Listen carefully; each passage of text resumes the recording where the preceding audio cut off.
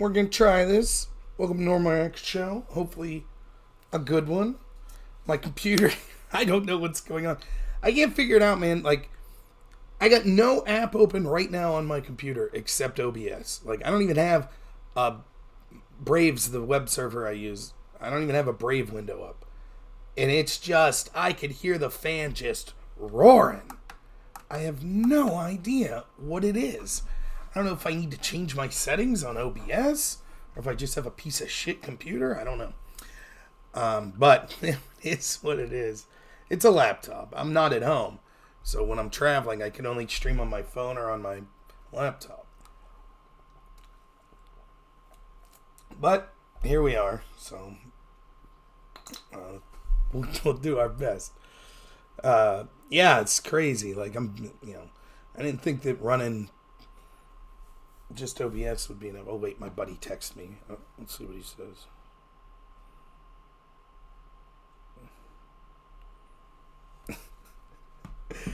He's funny. Yeah, I'll have to see if I could reach out to someone to help me with the settings. That's probably what's going on. It's crushing my CPU, but I use a cooling station, so I have it sitting on a cooling station. Now, I don't use Chrome, I don't use Firefox, I use Brave.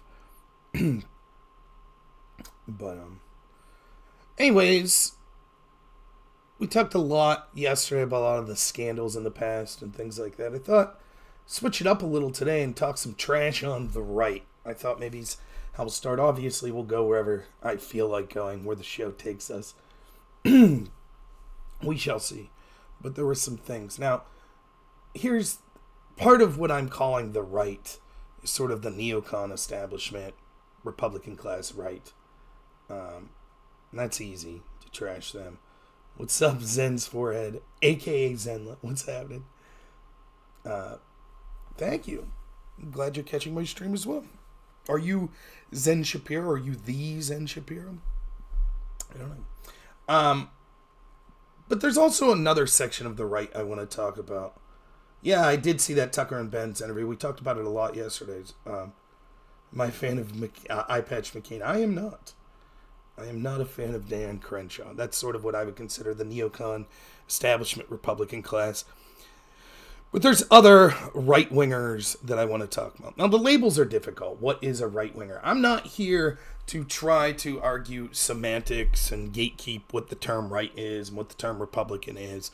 We'll talk a little about the discussion I was having earlier in the week about sort of people that identify as Republican and then work for progressive Democrat groups to help progressive Democrat groups win elections. I think that's different than saying that means you're probably not a Republican than saying Mitt Romney's not a Republican. Now, do I call Mitt Romney a rhino? Sure. But maybe that's not a good term. Am I down to debate J.Y. Lewis on Monarchy? Sure. I don't have strong feelings on it, to be honest. But I could debate anyone on anything, so I would do it. I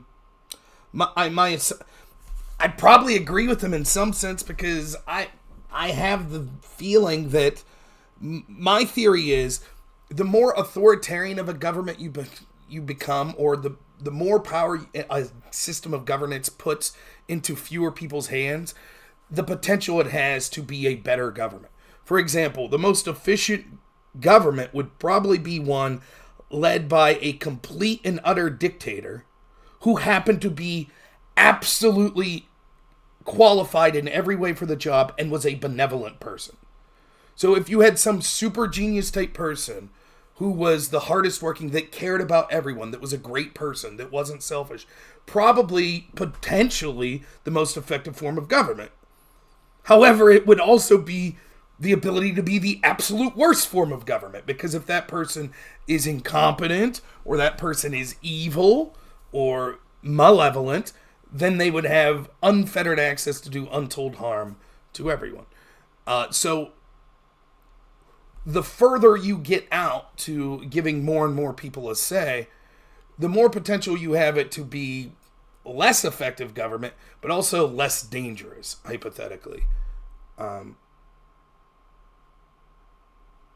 But I don't have strong feelings on, condemning a monarchy or anything like that. But I'm comfortable with my ability to debate, and I'll go in and listen to the guy, and I'll give my honest take on it. I don't know there'd be any hot takes that someone would think that I'm more qualified. That's how I feel about a lot of debates. Like, I debate veganism, I can, but also I could do, there is part of you, right? Right, you're right, Zen. So in some sense, right, that's where I would lean. Like, I think that the idea of a republic's a good idea, right? Where we don't want direct democracy. Direct democracy's a disaster. Like, it's almost what I just said. The more you spread out, the less potential it is for it to be, like, evil. Direct democracy is almost the exception to the rule. I don't understand. Direct democracy would almost be impossible to work because, for obvious reasons. 51% of the people say we want to do whatever we want to the 49%. That's bad. You need some sort of leadership class. And it's a very difficult... Actually, this is a good... I didn't know what to talk about today. This is an interesting idea. It's something that's difficult to talk about. So I played this poem yesterday twice from... What was his name? Rupert Kipling. Was that his name? I'm probably scripting that up. Rudyard Kipling. The guy that wrote the Jungle Book, and he had this quote, and it was fantastic, and I just heard it yesterday, and was like, oh, play it for my audience. It's something that... One of the things that he talked about in there was, I forget the way he phrased it, but it was basically to the effect of, be able to have a connection to all people, or to hear and learn from all people, but never too much on one person. Which, if you're Christian, that should be obvious, right? There is no savior on this earth. Not even yourself, right? You should have good self-esteem. You should like yourself and trust yourself and like your family and trust your family. It's not even bad to put trust in people. But you should never have complete and total faith in anyone except your God, right? We are all humans infallible. Even you, who's listening right now, you might not think it's possible. Especially me. I know that's possible. I fail every day, so I know that.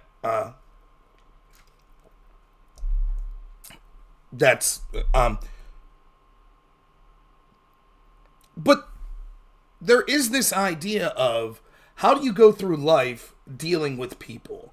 I try to have learned from the get-go that I'm not really better than anyone and they're not better than me. Now, clearly on specific things, that's not true. You might be a fantastic mechanic. You're a better mechanic than me, guaranteed. I might be a better debater than someone.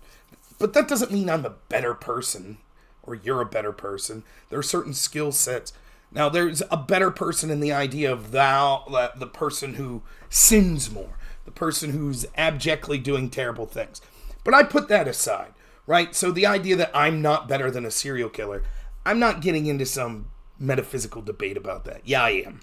What I'm talking about is overarchingly. What that means to me is, just because you're better than someone at a lot of things, or you have more money than them, or you're in a better position than them, doesn't necessarily mean that they don't add things of value to your life. And just because someone's in a better position than you, maybe they have a higher IQ than you, or they're wealthier, or they have more political power, or they're better at something you like. You're a musician and there's someone who's a way better musician. That doesn't mean that you need to look in those people with reverence like you don't belong in their group. If you could keep touch with earth and keep touch with reality and deal with people that are considered on the lower end of the spectrum and treat them as if you would want to be treated as an equal, while simultaneously dealing with people that are considered upper class than you, an upper echelon, and also say, I'm not going to let them treat me like an inferior. I'm going to act like an equal amongst them. I think that goes a ways to making you an even-keeled person. Having said that, we have to be honest with what society is. We will never live in a utopia until you die and you end up in heaven. There is no utopia on this planet. It's in this consciousness, there will be no utopia. There will never be a society without illness. There will never be a society without crime. There will never be a society without poverty. There will never be a society without bigotry and anger and lying and murder and other forms of crime. It'll always exist. We could do our best to limit those negative things and promote the positive things as best as possible. But there is no system of governance. There is no country that has ever existed or ever will exist that will be free from those things. Why? Because we're humans, and they are innate in us. We are not perfect beings. These things are inevitable to some extent. Well, I am opposed to it, Zen, don't get me wrong, but that's because these systems almost always end up in a way that benefits a certain class of people and not others. But in the abstract, if you were to say, hypothetically, if we're picking a system that would be the best system, power in fewer hands, but those hands being capable, moral people, is probably better than power in many people's hands, where you're going to have a difficult time finding many people that are capable, moral people. If that makes sense. Anyway, so what I'm beating around the bush here is, because of that, there will always be hierarchies, and there will be different hierarchies. That's what makes our world so amazing.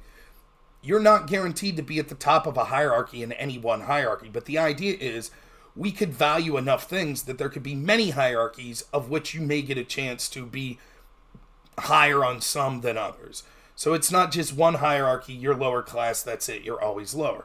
There could be other things. Maybe you're, born to an impoverished family and you're not the smartest person in the world, but you're a tremendous artist, or you're a tremendous caregiver, or you bring joy to the people around you because you're a moral person. You don't have to be a genius to do that stuff. There's all sorts of ways that we could say what makes a good life. I have my opinions on the things that are most important. But what we can't deny is when it comes to power, there will always be a hierarchy. And what do you do if you're on the low end of that hierarchy?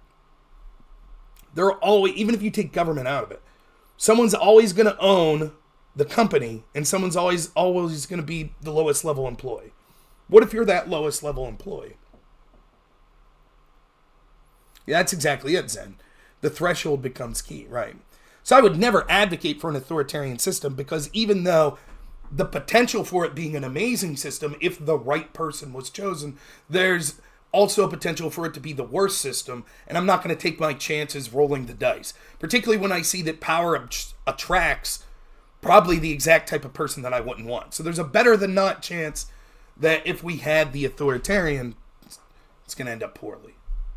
So, did I give up on life and move back into my mom's basement? I did not. My mom's basement is like a dirt floor. My home, my basement's much better. But thanks for asking. I appreciate it. I see you probably live with your mom, though, seeing as how your name is Hot Mom. So, little Freudian slip there with your name and your commentary, huh? It's a difficult question, Zen. It's something I've thought about a lot. There certainly needs to be limits on who should be able to vote, but I hesitate to make those limits too stringent. For now, I would say the limit that I think is obvious is you should at least have the effort to have to get up and go vote. In other words, same-day voting in person, unless you can prove that you have some medical situation or some other thing that requires an absentee ballot. If you can't give the effort to show up and vote on election day, then you shouldn't be voting.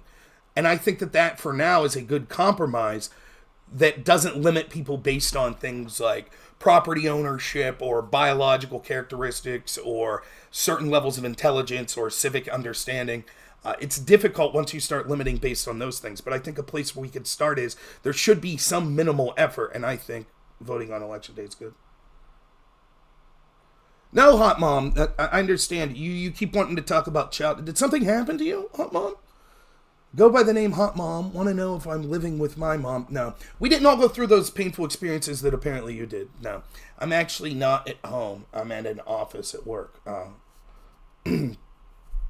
Anyways, the point I'm getting to is, how do you make people content in a society where they know that they'll never have access to the levers of power? Think about that. Once you concede that there will always be hierarchies, and there is no utopia, no perfect governance system, my parents' business. No, it's not my parents' business. Thanks for the contributions. Still talking about his mom. You did throw me off, true. You win. Dude, you're one in a million.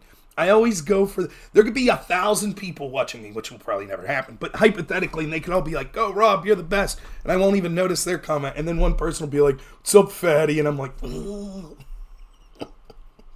Yeah, I'm the worst. I get it. No, I don't think you're homo. Anyways, what do you do with that system? Once you've acknowledged there's not going to be a perfect system, how do you tell people, listen, man, you're probably never going to be upper class. You're probably never going to be a politician.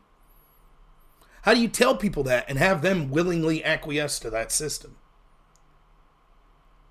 Sunflower for the super chat, $10. Thank you. It says, I really mind the honesty and the acuity of your insight. Keep doing what you're doing. Thank you so much. It means a lot to me. Thank you. And the best example I could give is this. I talk about this a lot, and it has to do with why people in my neck of the woods were such adamant Trump supporters. You see, people say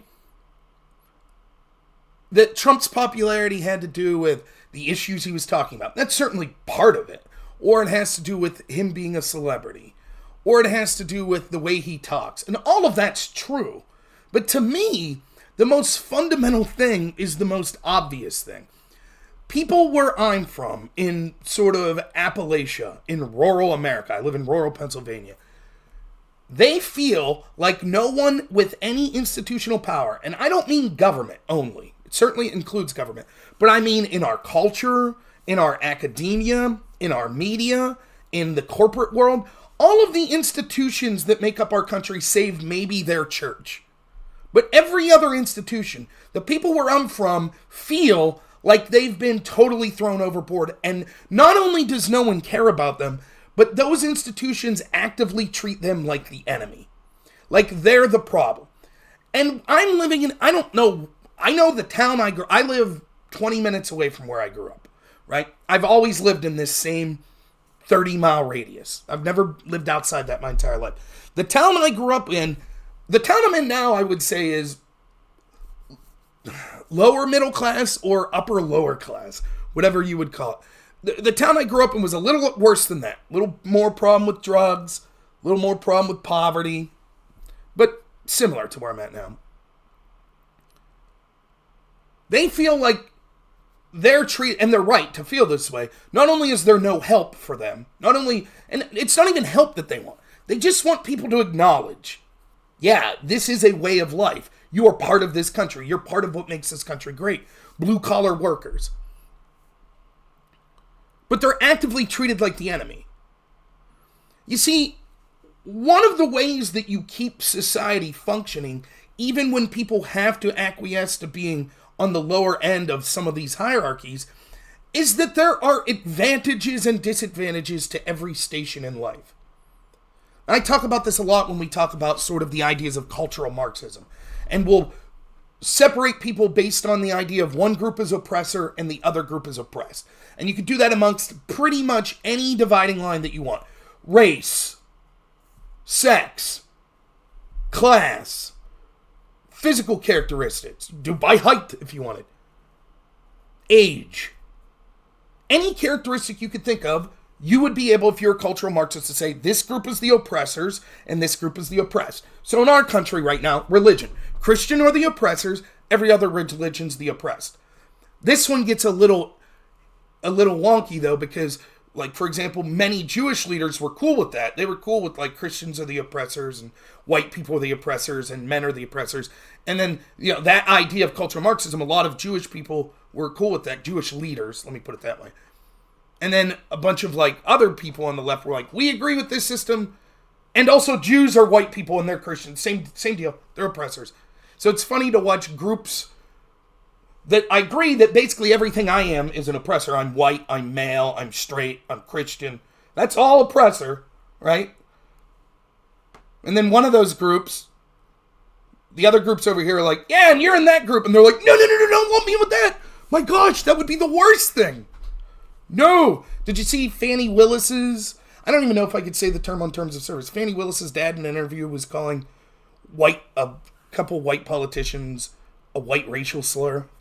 It's a word I would use. I just don't know if I could use it on for TOS. but I'm not like offended by the word. But it's funny, you can do that. You can make racial derogatory stereotypes, bigotry, whatever, against white people. You can do it against Christians. You can do it against men. It's because cultural Marxism, the oppressor versus the oppressed. When the reality is, every group, so let's take race. Is it true that white people are privileged? Yeah, it absolutely is. But it's also true that being white's a detriment. Is it true that black people are oppressed? Yeah, that's true. But it's also true that black people are privileged. And Asians are oppressed and privileged. And Hispanics are oppressed and privileged. And men are oppressed and privileged. And women are oppressed and privileged. And Christians are oppressed and privileged. And people that grew up in single-parent households are oppressed and privileged. And people that grew up poor are oppressed and privileged. And people that grew up rich are oppressed and privileged. Now, not all of that oppression and privileges equals out. For example, if you are in such a bad situation, such as you were born with a chronic medical disease, that sort of bad hand is worse than the bad hand of, but rich people have to do with some stuff that's uniquely their problem. That's absolutely true. Not all oppression is equal. But the point still stands that all of this is subjective to the situation. So, for example, if you say white people are privileged, my first question would be, where? In what situation?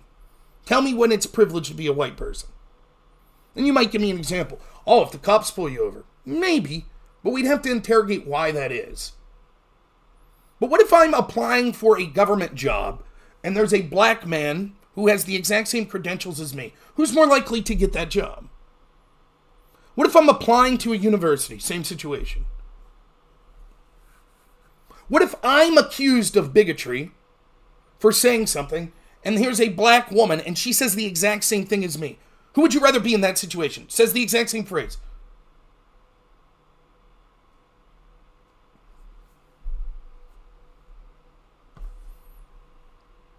Yeah, hot mom is just a liar. Done talking to you, hot mom. Thanks so much. Same's true of men. Same's true of... One of the things is, and I've heard Jordan Peterson talk about this, there's a video that I remember him talking specifically about. I don't know if you'll remember this situation. I believe it was at Yale.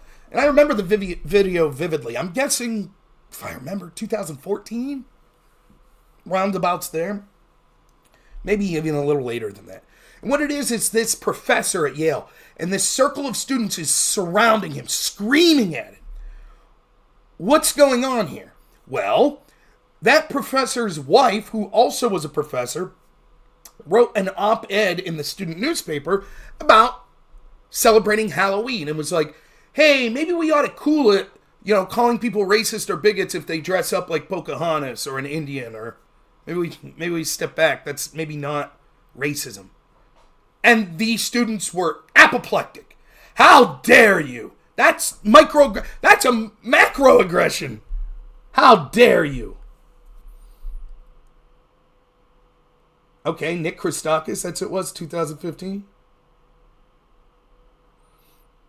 And they're yelling at this guy, and they keep talking about, this is my home, we are victims.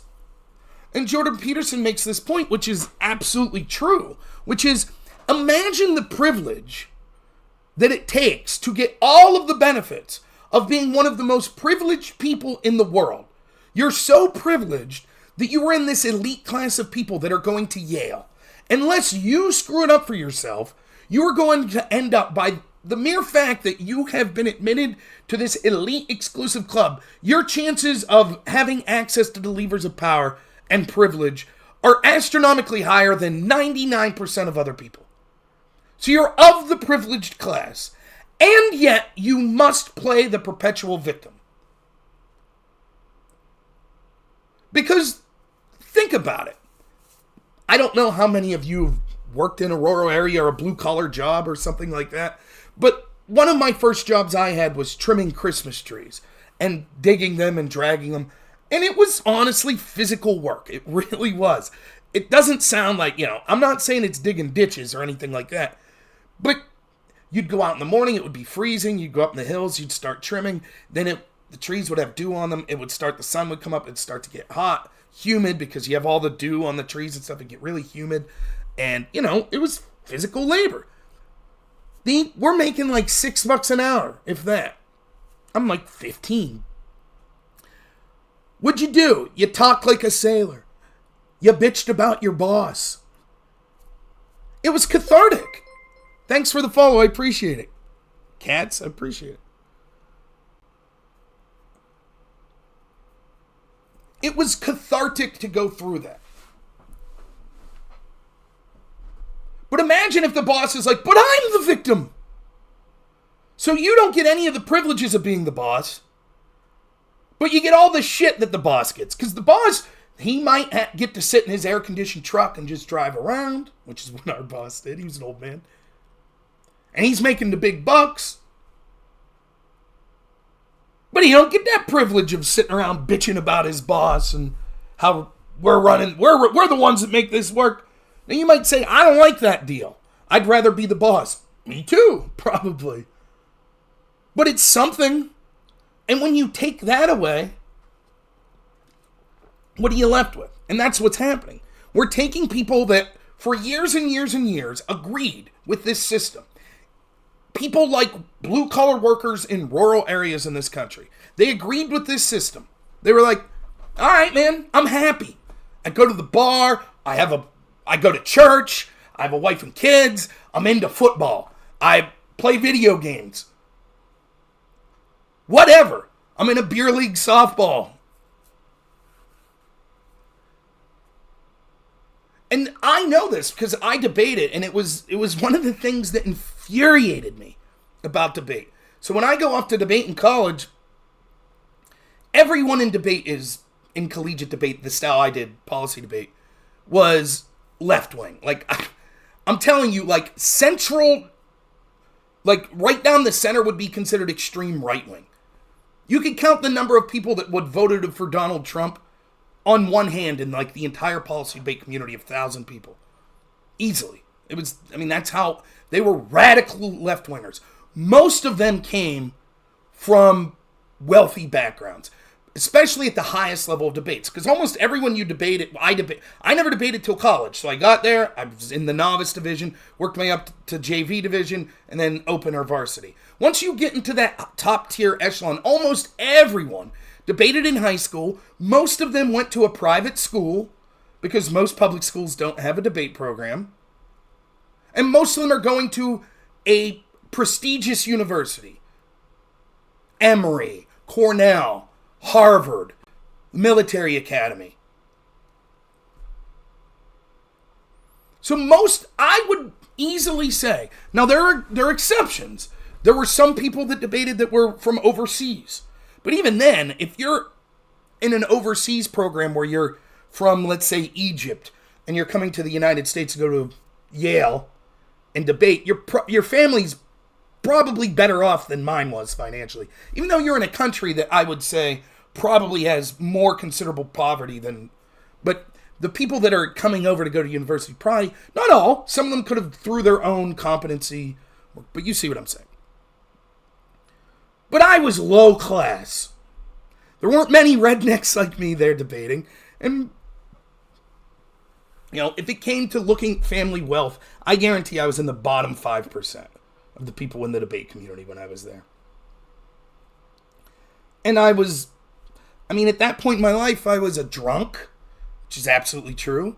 I had hair down to my shoulders, big bushy beard. I used to go to like metal shows, like I'd go to Ozfest, I'd go to all these punk shows all the time. That's who I was. I was still a moral person. I think I was a good person, I do. But I was a shithead. I was a drunk, there's no doubt about it. I was a redneck.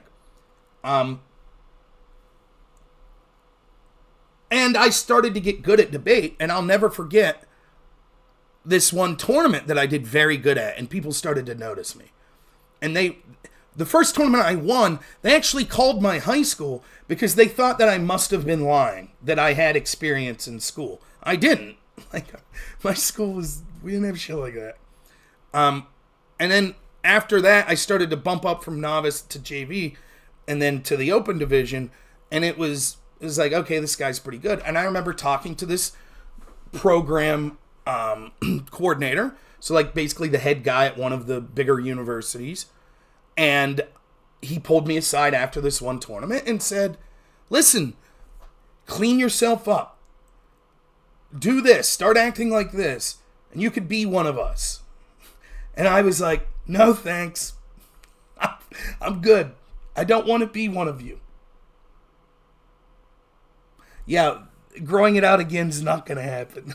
I might be able to do a skullet type thing, which is long hair on the sides, but I don't really. It's different. I have a wife and kids. If I could be rich, would I? Like, all things considered, if someone was like, love your show, here's $5 million, keep going, I'd take the money, don't get me wrong. But that was never my top priority, and I wasn't that. I just wasn't. I was low class, and I was okay with it. Remind me of that in a minute, Zen, and I'll rank my top 5 internet debaters. The list isn't going to be extensive because I don't really watch a lot of religious debates or philosophical debates and things like that. But anyways, that's sort of how I looked at things. I looked at the people back home that those people, the reason they offered me that was they would look at my lifestyle and the town I came from and the people I hung with, and they looked at them with pity. And I always said that I would rather someone look at me with hatred than pity. That pisses me off. Don't you dare pity me. You can hate me. That's fine, but don't pity me. I don't need your help. I don't want your help. I don't want your life. I'm happy. I'm good. I don't need it. All right? That's how I feel.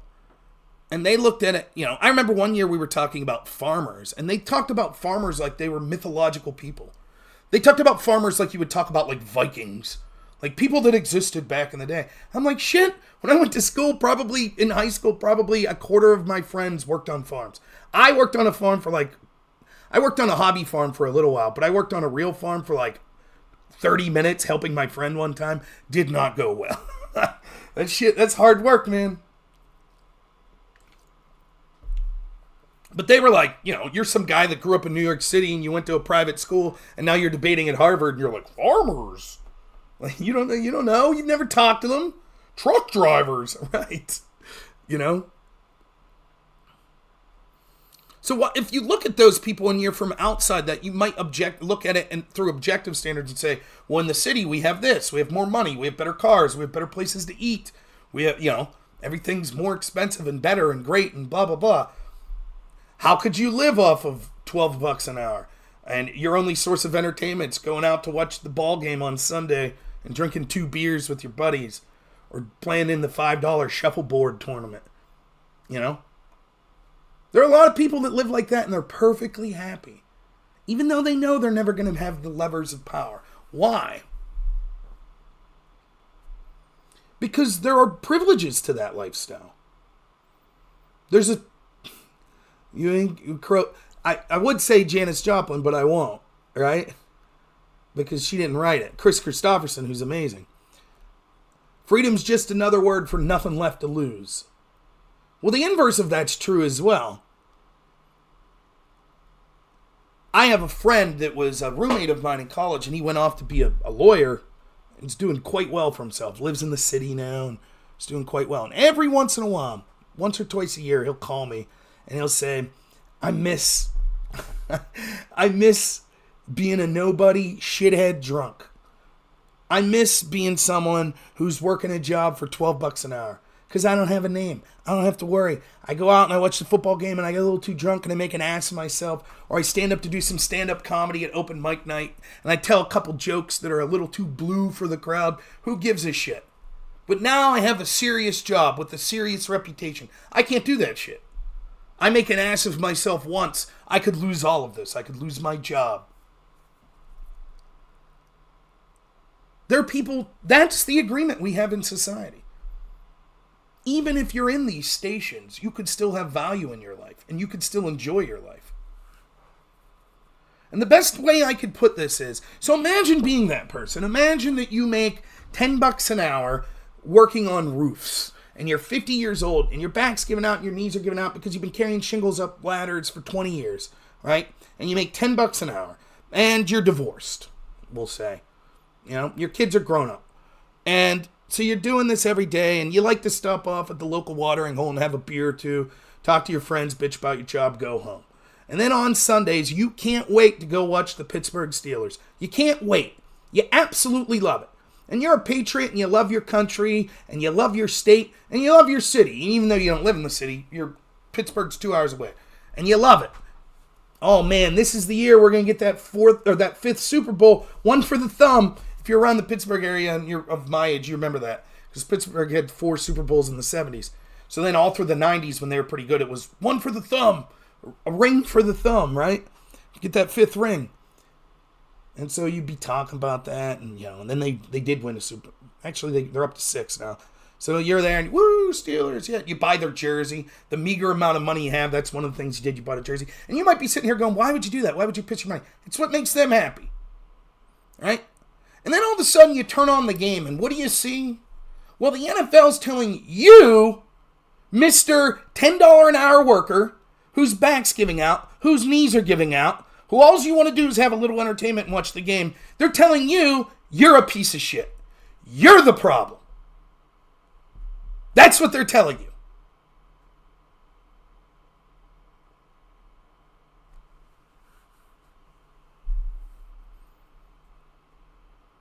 Now, the irony, of course, is an organization like the NFL relies on that guy, that blue-collar worker, to tune in, to buy the jersey, to get the ticket, to go to the game, for the advertising revenue. They're relying on that person, but they're like, you're a piece of shit. Your country sucks. You suck. You're the problem. Now take that outside the scope of sports and put it in almost every area of life. That's what's going on. And so when you're talking about like the idea of a monarchy versus direct democracy versus a republic versus limited democracy, all of these conversations of the style of governance we have, to me, one of the universal features that's necessary for any government, for society to function is there has to be some sort of outlet for understanding that it won't be utopian and there will be hierarchies, but how do we give enough for people that maybe necessarily won't be high up on those hierarchies to still feel like they're willing to accept the system? And the system we have now is a revolution, we're told, from the top down.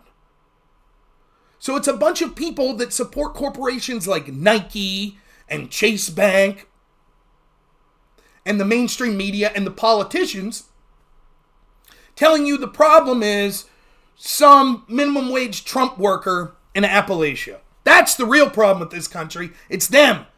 It's those damn white supremacists. Rick Wilson from the Lincoln Project. I remember years ago he was on Don Lemon's show, if you remember Don Lemon. And he said, these maggots are 10-toothed rubes that are worried about the brown horde crossing the southern border.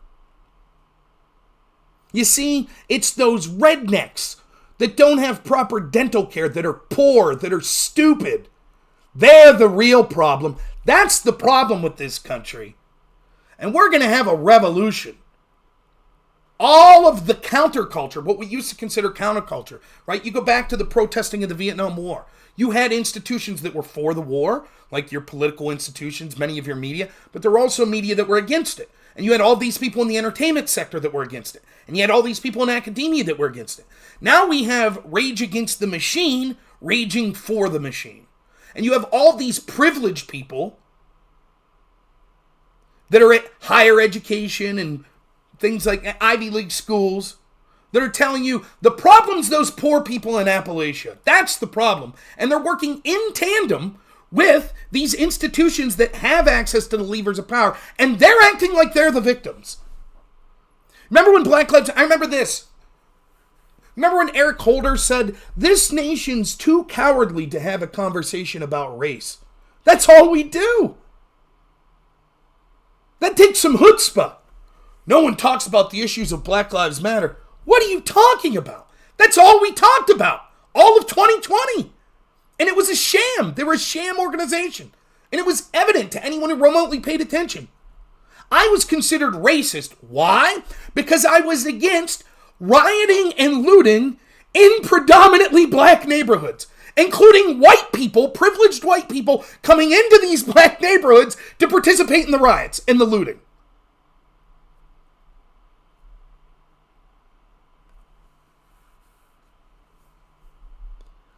And I was fighting.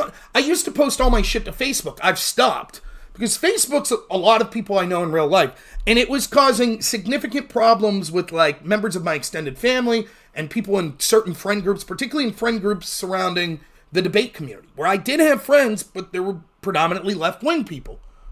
And one of my great friends from high school, me and him got into a huge argument because I was talking about this I did a video and it was on Facebook, and he commented to me. So in my little town where I live right outside now, but the town where I went to university, they had a Black Lives Matter rally. It was like 50 people showed up in the street, lit candles, no one looted anything.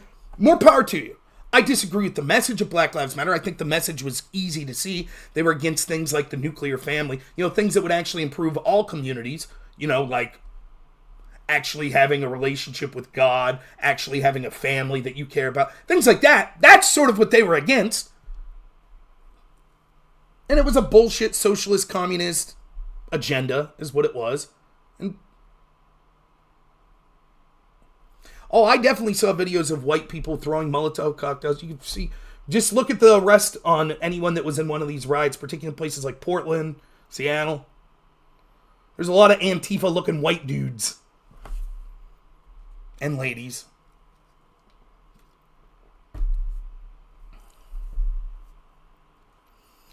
And so my friend started talking shit about it.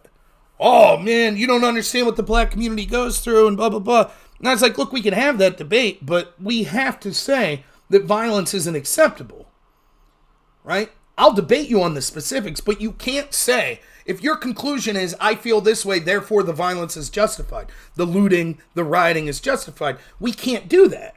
Because once you say that violence is justified and looting is justified, then the debate is meaningless. One side will say, let's talk about this, and the other side will say, I'm going to punch you in the face.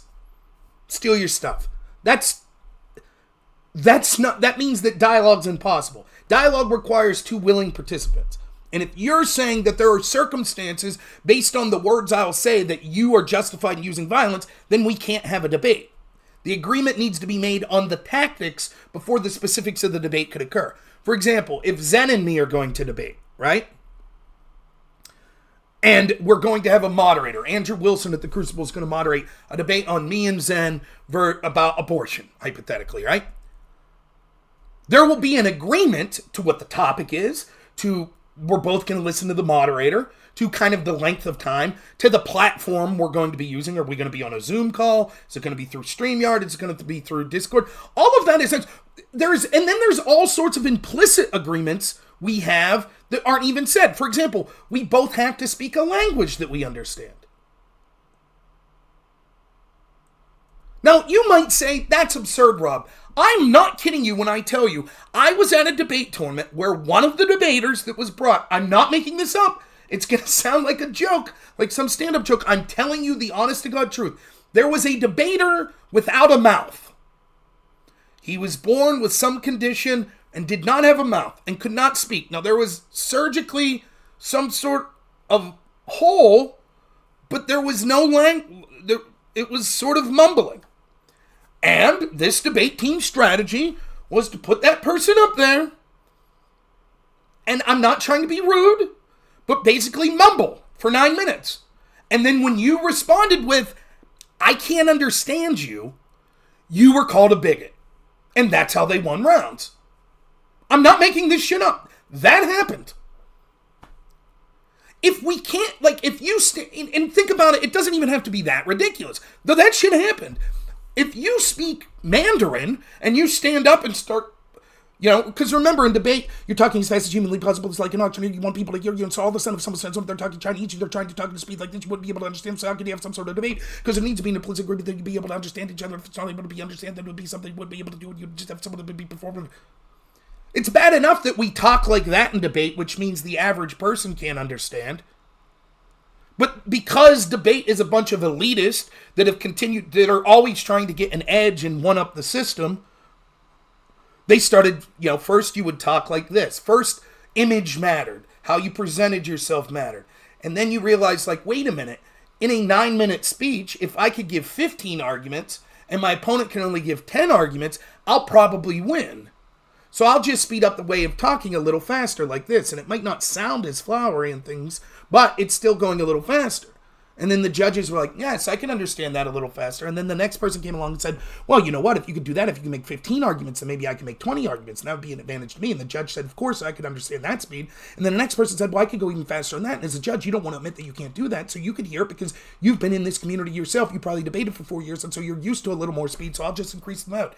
Until all of a sudden you got people talking like this is fast as humanly possible. Do you think this is fast? I want to be one of the faster people in debate to be able to talk like this. I can say something like 400 words a minute. These people would be able to go and you wouldn't understand it. Talking like auctioneers. The average person would sit and listen to debate and go, this is supposed to be some of the smartest people in the country. I haven't ever seen anything on this stage wouldn't be able to understand it. And that's how shit went. Because you had these fart-sniffing, smug assholes for years in the debate community that thought they were better than I can understand that speed. But what's the relevance of the debate if you can't understand that? Or if you're speaking a different language? And one of my, and I know what people are thinking. Wow. Now, it screwed up my speaking anyways because I talk way faster than I should because of debate. It's just in me, right? I'm not talking like that all the time, but I still talk faster than the average person. And I didn't before I debated it. But I was considered slow.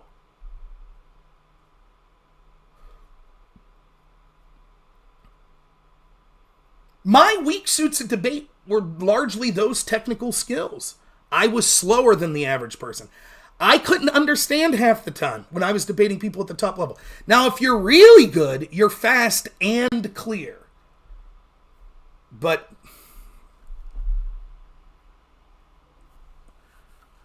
the point is, what's good is the debate if you can't understand each other. So there's all these implicit rules. In order for an exchange of ideas, there have to be ground rules. And one of those ground rules should be, you can't punch me in the face if you don't like what I'm saying. And so when my friend says, you can't criticize this violence that Black Lives Matter's doing, what's the debate at that point?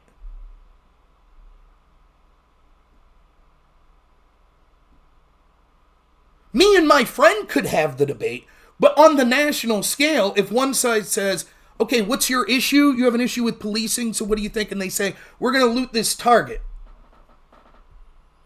Violence is the language of the unheard. Thank you, Alice Wonderland. I appreciate the sub. Then there is no debate. This is why I was so adamant. Way back when, I think it was The Guardian wrote this article in 2016, 2017, when Richard Spencer was standing on a street's corner and someone went up and punched him in the face. And they're like, Richard Spencer's a Nazi. Is it okay to punch a Nazi? And all these people on the left were like, yes, absolutely. And I was like, no. How could you say that? Do you like Nazis? No, I don't like Nazis at all. If someone's using physical violence against you or it's impending in the moment, then yes, you can defend yourself. You may not aggress because you don't like someone's words. Even if their words are things like, I think you should be kicked out of the country. You can't do that. If they physically come with law enforcement to kick you out of the country, that's different.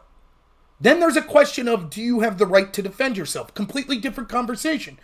But debate and words, because if it is that way, do white people have the right to physically assault people that say white people are the problem and white people need to be exterminated and white people should give the land back and be kicked off their land? Or men are the problem and shouldn't be allowed in positions of power, should lose their jobs, blah, blah, blah. Or if you didn't take the vaccine, we should take your kids away. Or any other litany of things that the fucking insane left says over and over again. Does that mean we have we think that you're physically threatening us, therefore?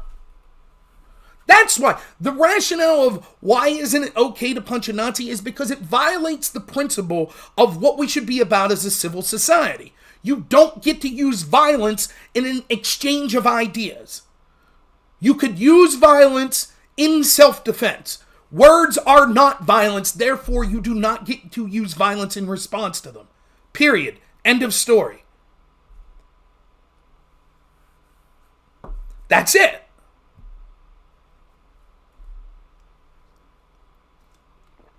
And if that doesn't persuade you, the other reason is this. Because once you say, okay, Nazis are a unique class of people that are so horrific, yeah, you could punch them. What's the very next step? What's the very next step that they're going to do? Oh, it's okay to punch Nazis? Well then, what's the next thing they're going to say?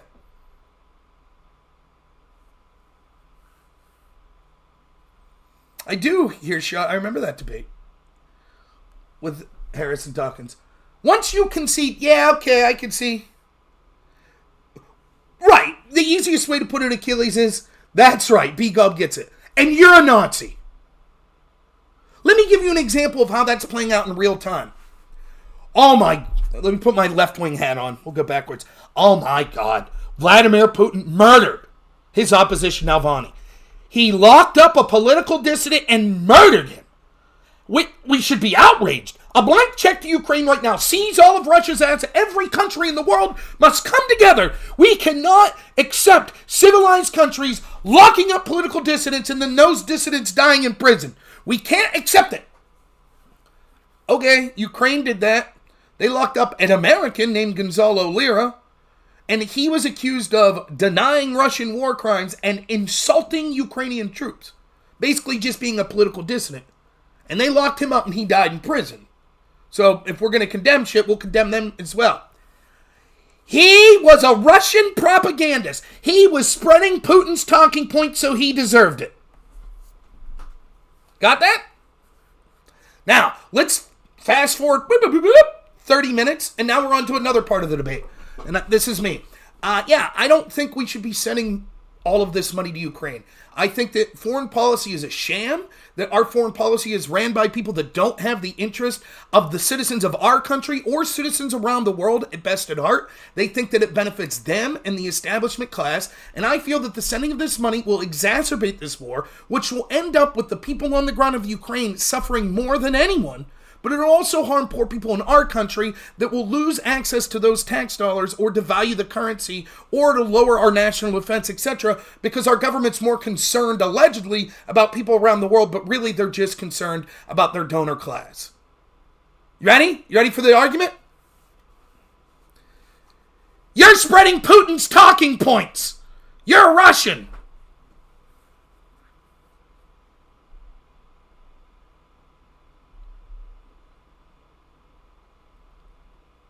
What did they just say? Oh, Gonzalo Lira deserved to be locked up and die because he was spreading Putin's talking points. Oh, and by the way, disagree with Ukrainian? You're spreading Putin. Tucker Carlson's spreading Putin's talking points. A journalist asked Biden today, do you think that blood is on the hands of Donald Trump with the death of Navalny? See where this is going? Well, if we could lock up and kill... Now imagine that person that bullshitter that's on X, or that I'm streaming with, that says that shit. Gonzalo Lira had it coming, blah, blah, blah. Spreading fucking Putin's talking points. Putin's evil, and he's spreading Putin's talking points. Now imagine that person's on your jury pool.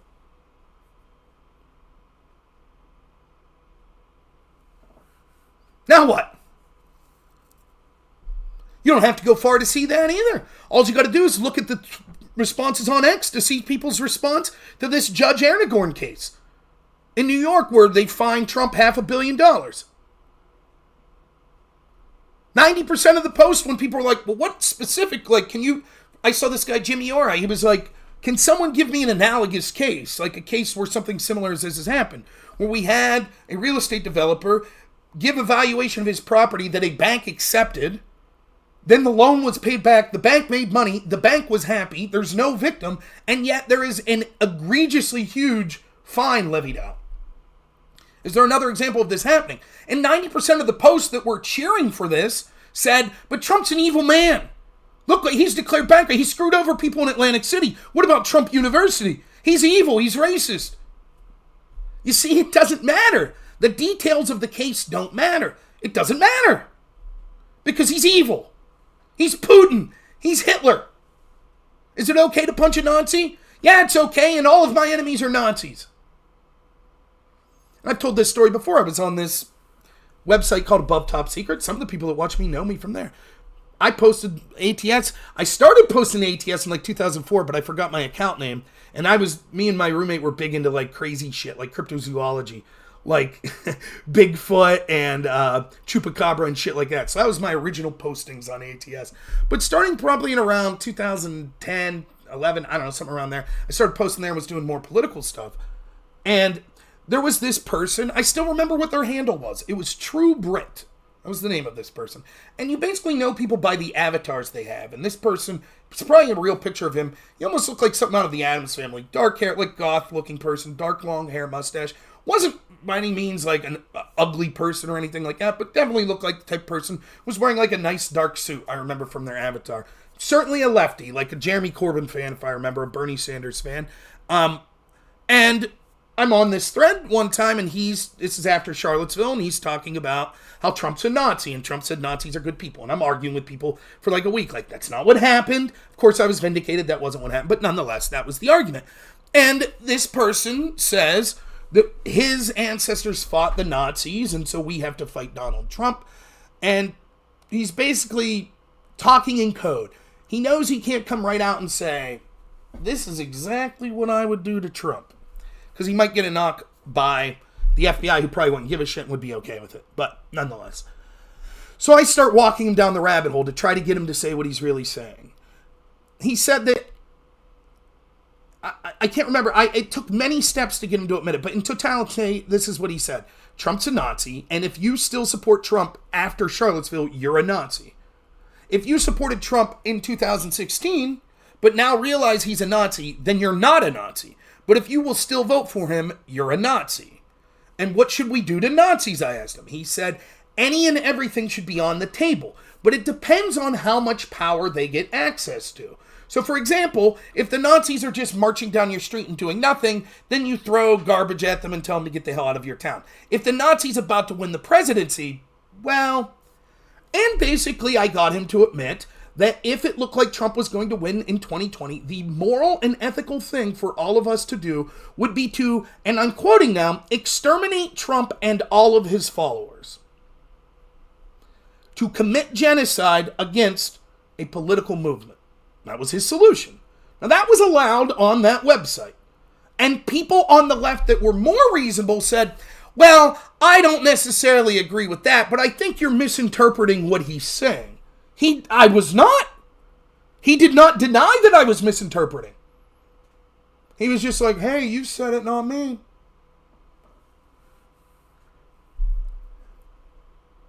Now, this wasn't a dumb person. It was a crazy person, but not a dumb person.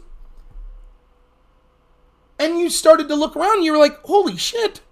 Are you surprised when you see rulings like this New York ruling? You remember are you surprised when you see Fani Willis on the stand and she's an unhinged maniac in the Georgia case? Remember the jury foreman in the Georgia case? Remember that? I was just like, oh my God, I get to have Donald Trump like sworn in before me and have to listen to me. And it was like, oh my God, this is so exciting. You remember the time and I tell this story a lot. This guy yelling in this chat about Trump, so he calls into the show. We start talking. Seems like a reasonable guy. I mention Trump's name. His tone changes. Viscerally angry. Okay? So we start talking about the Arizona election audit. And I'm like, okay, here's the sort of different things they're looking at. People that potentially moved but were still on the voter rolls and voted there. Should those votes be counted? People who sent the votes in after the deadline, should those votes be counted? And after we go to 2 or 3, because his whole supposition was it's absurd to even look into this stuff. And eventually he's like, I don't give a shit. Every vote should count if it means Trump laws. And I was like, let's get down to brass tacks. If you worked in the election office in Arizona and you saw that it looked like if Trump won Arizona, he was going to win the race, and you knew that if you just threw away 500 ballots or something like that, that you could literally stop Donald Trump from being president, would you do it? And he's like, I'd have to think about it. And then he's like, yes, I would. Why wouldn't they? If they believe the rhetoric that Trump's literally evil, he's a Nazi, he's Putin, he's going to lead to the end of the world, he's going to lock up he's going to lock up black people, he's going to kick gay people out of the country, All Muslims will be bad. Why wouldn't you? That's why when you listen to someone like Vaush, right, on the clip that I went over, I forgot that lefty arch wokehammer guy I debated the other day. He said, I debated you before. And it was on the Vaush clip, where Vaush is talking about Patriot Prayer, who had a permit to protest and were legally protesting. He said, I want people to take shots at them out their windows. He wants them to be shot because they are right-wingers and they are menacing. And he proceeds to explain in the grander context of that debate that he was doing, where he talks about it. He says that there is a genocide against trans people. Genocide. And then he says, wouldn't you have stopped the Nazis from rising to power if you could have in like 38? Wouldn't you?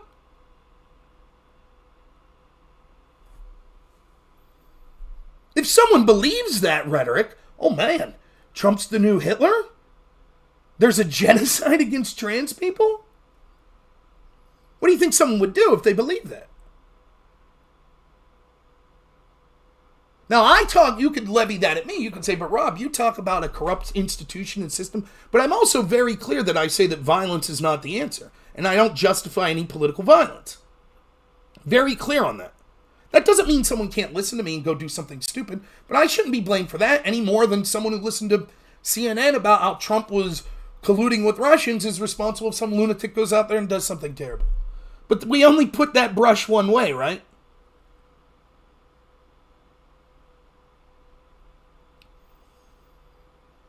You're seeing it now. In Nashville, there are Nazis walking down the street. Right, that Nazi group that one of their leaders said that they're defending Joe Biden because they like Ukraine, because he armed Ukraine in the Azov battalion. That guy? His group? Oh, Trump and now Nazis are marching on the street. Okay, you remember when a radical black Nation of Islam guy actually did... We had, after January 6th, all this talk about the Trump supporters killed police officers. It was all bullshit. They didn't kill any police officers. We were told they killed 5 police officers. They didn't. They killed 0. But then we had a Nation of Islam member take a truck and ram it in and kill a guard, a capital city police officer at the Capitol. Is that CNN's fault? Is that Ibram Kendi's fault for talking about systemic racism? No, we don't blame them. That was my entire argument against Vaush. Vaush spent all this time saying that people like Tucker Carlson were stochastic terrorists. That when someone goes out and shoots a bunch of people up in Buffalo because he's a racist or he's an unhinged lunatic, well then the right's responsible for that. Tucker Carlson and Fox News and Greg Gutfeld and people like me would be responsible for that. But when a trans shooter shoots up a bunch of kids at a Christian school, someone like Vaush that's talking about trans genocide and I want pot shots to be taken, literally calling for violence. No, I'm not to blame. How dare you? How dare you say I'm to blame? Get it?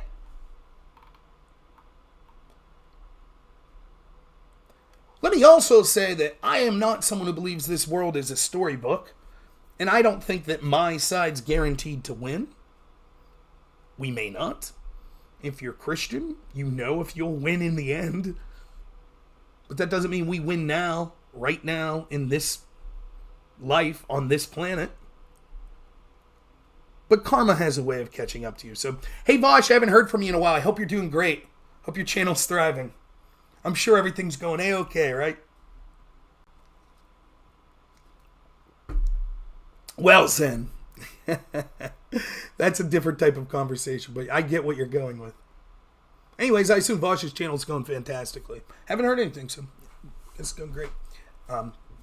Anyways, how did we get here? So the whole point of today was to talk trash on the right, and then I ended up talking trash on Vaush and a bunch of lefties. There's 2 groups of people to criticize on the right. I'll spend very little time on the first group. The first group would be what I would call sort of the establishment Republican class. Now, I'm not here to talk semantically about are these people really right-wing.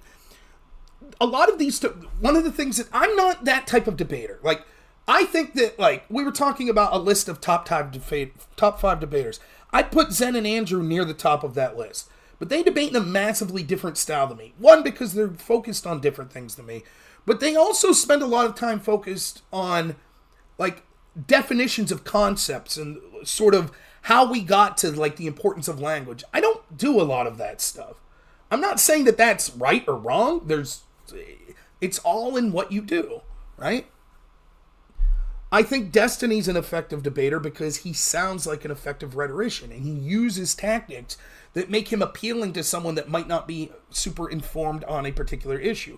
Pisco could be a good debater in that same sort of way, where he can, if you don't really know about it, he could cite off some establishment talking points that sound persuasive and then mire you in side shit, taking forever to actually say something. Now, if you understand sort of what's going on and attempt to evaluate a debate, you can see that it's bullshit that when you get down to the concepts.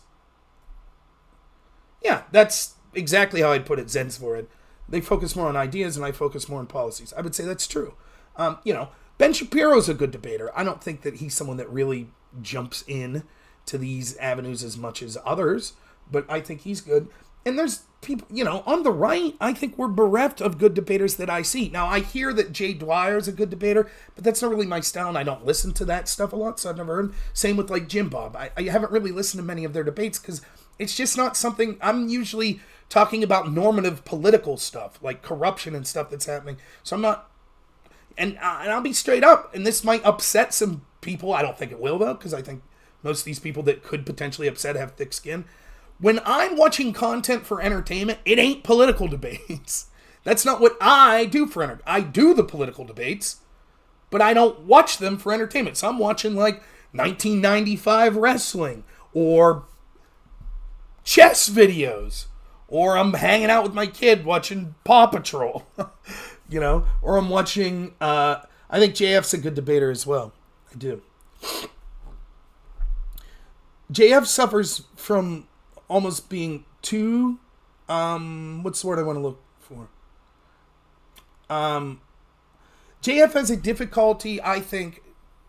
He's so knowledgeable on his particular fields that it's difficult for him sometimes to impart that to a way that an average person can understand. So he sounds very academic, and sometimes that doesn't come off the greatest. And I clearly don't agree with all of JF's, but he's a good debater, and I would have no problem debating JF again, just because I don't agree with him. JF also has his hands tied because of the legal situation and living in Canada. My guess is that JF's a white nationalist, but he can't say it. I'm clearly not a white nationalist, but I'm not going to try to nail him down on that, knowing that that literally could be a crime to even say that in Canada. So that's my feeling. I think my strong suit is, one of my strong suits, even when I debated in college, was I'm able to take things that are hard for the average person to understand and break it down in a way that, and you don't have to be a genius to understand it. And that I think that if I was analyzing myself, I think that is one talent that I have that I'm proud of. You could be the smartest person in the world, but if you can't convey the information you know in a way that people can understand, what good is it? And I think that I try not to use $10 words and sit here and talk like an academic, right? If you listen to some, epistemically, I think that the values that you're saying vis-a-vis sort of other people that have talked about these things, like if you go back to Marcuse, or maybe you're looking at someone like, Nietzsche, and when you look at these different concepts, you would see that epistemically, you could see that these sort of values would impart in ourselves in a way that we would understand sort of in an organic way. The idea of biopower that Michel Foucault is talking about, for example, you have to understand these concepts of the id, and it's like, okay, dude, right. Yeah, dude, I'm just trying to say the government sucks for us. That's what I'm saying. What are we talking about? I don't know if it would be. I would have to think about an official top 5. I'd put me at the top, and then everyone else. On the right, I'd put me. I'd put Andrew. JF's a good debater. I guess I would have to think about putting him there. Zen's a pretty good debater. I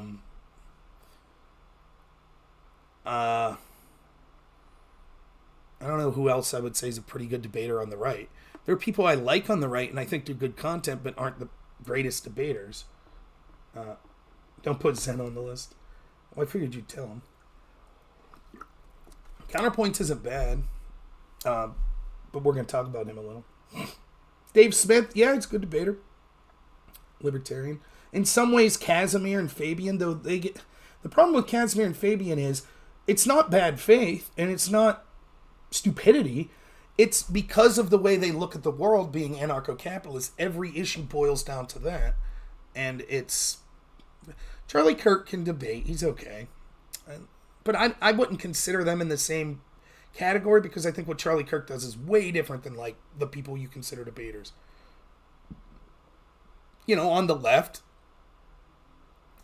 Destiny could be a good debater. Pisco could be all right. Synth could be okay. I find them annoying, and you know, Vosh could be effective in some ways, but he's so shitty.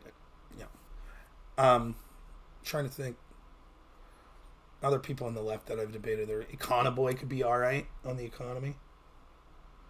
I don't know if Synth's the best left-wing debater. It depends. He could get unhinged too. But nonetheless, moving on.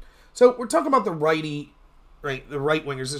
So I'm not trying to pigeonhole and say the right is exactly this, or conservatives are exactly this, or Republicans are exactly that. That's not what I'm here to do. So I'm not here saying, when I say, here's some problems I have with people on the right. Like if I say like Mitt Romney and you say, he's not on the right. Yeah, okay. By the way, although this does happen on the right, it's way worse on the left. One of the most annoying arguments, I always have this argument with socialists, right? Have you ever heard this argument? There is no left wing in the United States. The Democrats are a centrist party and the Republicans are a far right party. And it's like, right, okay, how are you defining that? What if I define right wing as fiscally conservative? Well, then that would mean that the Democrats are far left and the Republicans are left. So there is no, when you criticize the right in the United States, I'll say, no, there is no right. There is no right wing. Because right means fiscal conservatives, and there are none.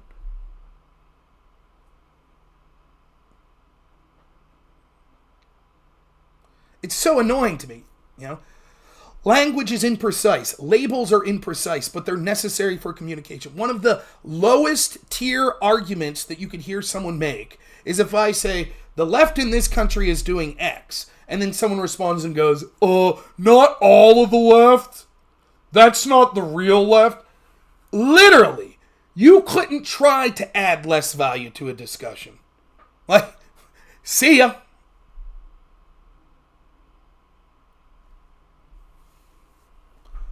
Great. Followed shortly by the, both sides do it? Both sides? Whoa. Wow, man, it's like, hey, man, like, there's bad people on the right, man, and there's bad people on the left, man, and, like, both sides do it, like, cancel culture, man.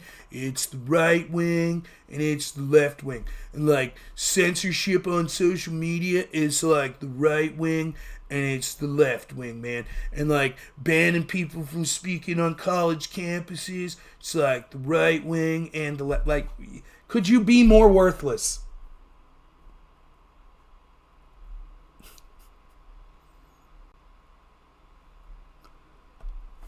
But those people think they're big brain. Oh man, I'm like centrist. I'm above all this bickering. There's this side and this side, and then there's me way up here. No, dude, you're way down here is where you're at. I respect the lefty that's arguing their point more than the both sides do it. That doesn't mean you can't be a centrist and be reasonable. That's not what I'm saying. But the people that you'll bring up. Mass censorship of right-wingers. Yeah, man, but what about... Yeah, this is one of my favorite examples. One of the panels I was on, I was talking about the Twitter files and how they censored all of, like, these Trump and Republicans. And the panel said, yeah, but what about that one time that Trump requested, someone insulted him and Trump requested that tweet be taken down? So we have millions of tweets and posts on social media that was taken down on one end of the ledger. And then Trump asked for a tweet that was insulting him to be taken down. Now, I don't even know if that's true, but I was like, sure, yeah, that's bad. Well, there you go. Both sides do it. So,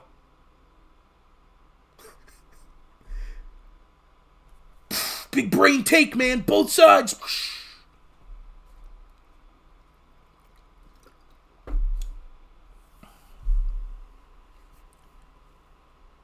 So I obviously have problems with the neocon, you know, the Lindsey Graham, Mitt Romney, send Ukraine money, oh, the border, yeah, we're caring about it, but they don't.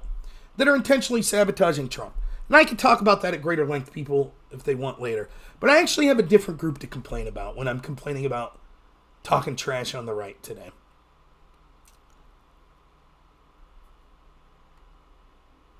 Now, I said I wasn't going to do this. It's certainly true, Damien. Absolutely. I'm trying to be pragmatic and trying to win the 2024 election, even though I think the chances of that are remarkably slim because of the corruption that we'll see. But in order to have even a small chance to win, most people on the right will have to come together. In other words, if I think there's a 5% chance to win, if everyone that calls themselves a Republican ends up supporting Donald Trump, if 20% of those people say, nah, I'm not going to support Trump even though he won the nomination, I'm going to stay home, or I'm going to vote for Joe Biden, that lowers the chance from 5% to like 0.5%.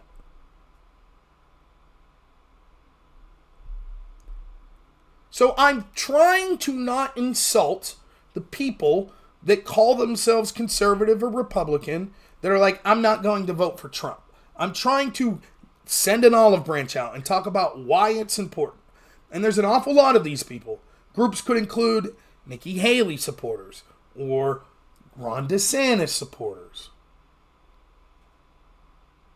John Burk would be a person like that.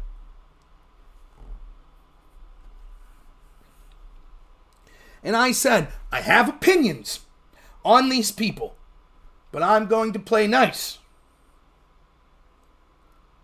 But just for today, I saw posts going around that I think are worth responding to.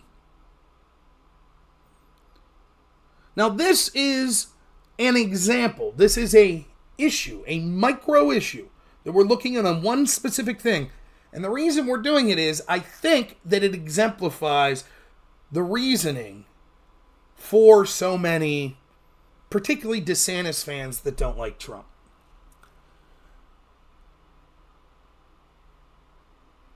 Has anyone heard about the potential trucker protest? Anyone heard about this? So you have some truckers that are going to viral media and they're saying like, look, we're no longer going to take stuff into New York because New York is clearly involved in political persecution, trying to put their thumb on the scale, right? Now, do I think this will be as big of a protest as, say, the truckers in Canada? I do not. Is there a limit on how much control truckers have based on their station? Yes. For example, if you work for a company like DART, and I know a little about, like if the average knowledge of this is a 5 out of 10, maybe I know a 5.1 out of 10. And that's only because my father-in-law is a trucker. So I ask questions. So there are people that work for a company, let's say DART, right? Imagine them like UPS, except instead of UPS, they own tractor trailers. When you punch in, you're driving their truck and you're hauling the loads that they say. Is that person going to say, oh, my run every day is to stop at the Dole factory in Ohio and pick up fruit and drive it to New York, and I work for a company that owns my truck that I punch in every day, and I'm going to say, no, I'm not doing that. You'll probably get fired. Those drivers probably will be driving to New York. However, there are also varying degrees of that. You have people that own their own truck but contract through companies like that. It might be more difficult for them. Then you have people that own their truck and contract through, I don't know what the word would be. So you may contract through a company, and this is what my father-in-law does. He contracts through a transport company. Now, his loads that he's hauling are houses that are oversized loads. So there's all sorts of regulations that go into that. He has to get all sorts of permits because it's an oversized load. You have to have escort cars depending on how much the load's oversized, both in front and behind the car. There's a bunch of regulations. And each state has different regulations. Just so happens, by the way, New York is the worst state in the country for the regulations. Your escort drivers, for example, have to take a test and get licensed to be an escort driver in New York. That's not the case in any other of the 48 states that I'm aware of, at least the ones he traveled. So once you meet the requirements for New York, because they're the most strict, it works out everywhere else. So you can drive through Virginia, Pennsylvania, because they're going to be less restrictive as long as you meet the qualifications in New York. Things that you'll see happen is sometimes you have to have an extra driver, escort, in New York, so there'll be one waiting for you at the border. You'll call ahead, and when you get to the border of New York, you'll call ahead and have a third escort or a second, because they require more stringent measures. Neither here or there, really, but just some tad trivia maybe you're interested in. He has options. He owns his truck. He goes through sort of a, I don't know what you would, a place that's expediting. So the company he works with, I'm not going to say the name of the company, but we'll just say Jim's. So he works for the company Jim's, and Jim's contacts all of these house dealers, right? And they'll call Jim's place up and they'll say, hey, we ordered a house from this company, and we need a driver to get a permit to pick up that house and then take it to our lot in New York. So then what Jim's company does is it calls this government, does what it needs to do to get all the permits. Then it basically puts this work out, and it'll dispatch to whatever driver they think would be best. But the driver could say, no, I don't want that load. And they'll say, okay, how about this load? And there's many reasons you might say that. For example, let's say that it's a trip to Texas. It's going to take you 2-3 days. Some drivers like that. Some don't. So if you're a driver and they give you that load, you might say, I don't want that. Can I switch with someone else? Those drivers absolutely, if they chose, could say, we ain't taking shit to New York. They would still have work. They would. They could say, nope. Now, would some other drivers say, I'll take it? Yeah, maybe, probably. But collectively, if they came together, it would be a problem. It would. Now, do I think that it's going to be a massive thing? No. But how massive would it need to be? For example, if it only affected 5% of transport into the state of New York, that'd still be pretty devastating for the state of New York. I don't think it'll get to that level. But I just wanted to throw that out. That's how it's going. The response I've seen from many people that are supposedly right-wing and don't like the Democrats and are Republican, that will say something like this: how selfish is it of Trump, of the Trump people, to expect these truck drivers to lose their jobs? How so? And why should the poor innocent people of New York State, why should they suffer just because this judgment against Trump? That's what I've seen a lot of DeSantis. Like, you're punishing these poor innocent people in New York State. The first thought I have to that is, okay, isn't that true of literally any boycott? For example, do you think that there are good people that work at Disney World? Probably. There's probably really good people that work there, right? People that are single fathers that are there serving ice cream. They don't give a shit about the political messages of Disney. They don't even care about the movies they're turning out. It's just a job. And they got benefits, and they've been there for a while, and they have a 401k. And yet, Ron DeSantis and a bunch of right-wingers attacked Disney. Fair game as far as I was concerned. And they said Disney's pumping out a bunch of shit. Did DeSantis and his supporters say, whoa, whoa, whoa, whoa, but let's not encourage a boycott of Disney because it'll hurt the innocent workers of Disney? Or Bud Light. I know people who are truck drivers that drive loads of beer. I know bars that rely on people drinking the deals they have with Anheuser-Busch, and Bud Light was one of their best sellers. Did we stop? There are people that work at the bottle companies that make bottles for Anheuser-Busch. Did we stop and say, oh, we can't boycott Bud Light? What about the innocent person working at the bottle factory? For me, that means a lot, because actually, in the town I grew up in, the biggest employer, other than maybe the university, was a place called OI. OI manufactured beer bottles. Now, they were out of business long before the Bud Light, but let's say they were still there and the bottles they made was for Bud Light. Would I have said, whoa, whoa, you're harming these innocent people, you can't boycott Bud Light? I don't understand what this comment is. But I do. And that's why I'm here to bitch. I understand what the comment is. The comment is, you ready? I'll show you how deep it goes. You ready? Now listen, it's going to get complicated. Okay? It's going to get real complicated, so you have to pay attention. Here's why they're coming to this decision, okay? Fuck Trump. There. You got it. See, the truth is, they like the judgment against Trump. That's the truth. The truth is, they like the weaponization against Trump. The truth is, they're hoping he gets charged in every single indictment. The truth is, they'd be happy if 50 more indictments came up, and they were all bullshit. They would absolutely be fine with it. Absolutely. They'd be fine if you're an adamant Trump supporter and you're out there and they don't like you because they've had some spat with you and you get the DOJ weaponized against you. They would be totally fine with it. They'd cheer it on. They might not do it publicly, but they might. But they would cheer it on. That's the fucking truth. That's what's going on. They don't give a shit that the decision against Trump in this New York court was clearly political interference. They don't give a shit of what it represents. That what this represents is there are states and there are places in this country that will literally weaponize the law enforcement system to screw over any political opposition they have. They are perfectly fine with it as long as it's directed towards Donald Trump and people that support and advocate for him. That's the truth. That makes them no better than the Hillary Clinton, Joe Biden, and all of these lefties that feel the exact same fucking way. I don't give a shit if you're like, but I voted for Trump in 2016. So what are you talking about? That doesn't mean I could be never Trump.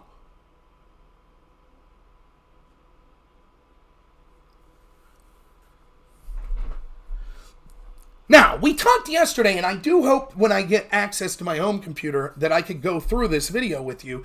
Probably the most important video I've seen in years was Tucker Carlson's interview with Mike Benz. And everyone should check it out. If someone could link it, it would be great. It's episode 75 of Tucker's Twitter show. He interviews this guy, Mike Benz. And Mike Benz talks about how we've taken the tools we used with the internet to promote color revolutions abroad, and we've now used those tools back home. And our institutions have stopped treating the internet as a place of free speech being beneficial to these institutions, and now they look at it as detrimental. So they're relying on censorship and how they've weaponized that, and that's been predominantly against right-wing populist movements. Now that's more sophisticated and more specific evidence than I've ever said, but it's putting the picture together that I've been talking about since at least 2016. When I'm talking about a double standard. He even says things specifically when I say, what are the two seminal moments? Right? The institutions were like, yeah, give the people their elections. It's cool, it's cool, it's cool. And then something happened. They lost Brexit, they lost Trump. They said, we can't do that again. He exactly talks about, yep, that's what happened.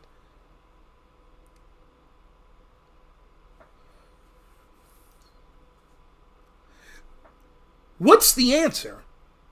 That the people that are supposedly DeSantis supporters or Haley supporters or Republicans of lifelong Republicans that don't like Joe Biden, that don't like Obama, they dislike the Democrats, but they hate Trump. Are they A, thinking that that's bullshit? That the whole thing that Mike Benz is talking about is bullshit?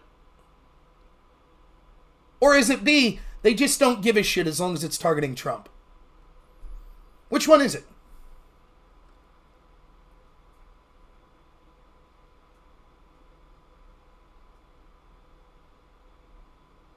Oh, I'm not white knighting if if you're talking about me. It's one of the two. And that's what's been interesting to me. Now let me steel man the position here. I despise Joe Biden. And yet, if Nikki Haley is the nominee, through some miracle, I will not be voting for Nikki Haley. I ain't going to vote for Joe Biden. I'm not going to take a job with Democrats to help them win elections. Wink, wink, nudge, nudge. But I ain't voting for Nikki Haley. And so you could say, well, who are you to criticize the DeSantis supporter that won't vote for Trump? Well, one, I'm not really criticizing that. If that's what you're doing, fine. You could say I still don't like Trump and don't want to vote for him, but this is clear weaponization. By the way, there's a question. Have you seen any any of these, like, DeSantis influencers, have any of them said, wow, what happened to Trump here in New York is devastating, it's terrible? Any of them? No, I didn't see HAWs, but he's right, it could fall apart. If I could only vote for Haley or Biden, I wouldn't vote. I would not vote.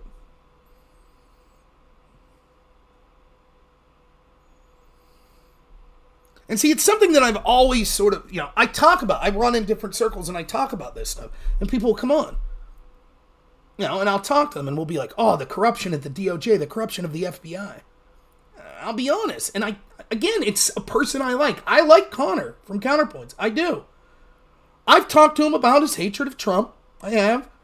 I've talked to him about how corrupt the system is, how Joe Biden and Russiagate, how corrupt it was, and the cover-up of the Burisma stuff. I've talked about all this, about them covering up for the whistleblowers that are alleging that they were covering up for Biden's, all this shit. Conor knows this. He knows, unless I'm misreading this, and I'll talk to Conor again, he thinks that, yes, the Justice Department's weaponized, the FBI's weaponized, and still he'll help the side that is doing that weaponization. He'll take money from them and help them win election because he hates Trump.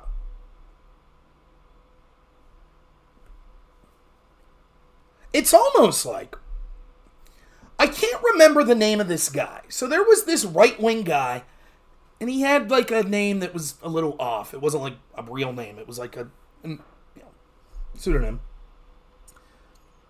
And I was on this panel with him, and he was supposedly a right-winger, and he was, how panels are. They get chirpy, because you only got a limited amount of time to talk. And I can't remember his name. I wish I did. He's chirping at me in this panel, and I chirp back. And I don't think he looked too good in the panel. But nonetheless, I said, hey, big man, anytime you want to come debate me, you come debate me. He agrees.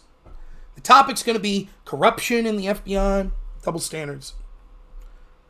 He literally concedes every one of my arguments in the first 5 minutes. This is a Republican. Nah, it wasn't Jeb Tan. Right out of the gate, concedes them all. I'm like, okay, let's talk about the corruption of the FBI. Let's start with Russiagate. Let's start there. Yeah, I know, yeah. He doesn't just say, like Pisco tries to say, oh, it was regrettable, they broke the law, but it was basically an accident. Nothing to see here. He's like, no, you're right, they did that for political reasons. Concedes. His bone to pick with me is he doesn't think we should disband the FBI. So he's going to concede that the FBI is corrupt, all the stuff I say. He's just disagreeing with my remedy. My remedy is to get rid of the FBI. He disagrees. We need to have reforms. Okay, I'll have that debate. But that's less important to me. That's 2% of the debate.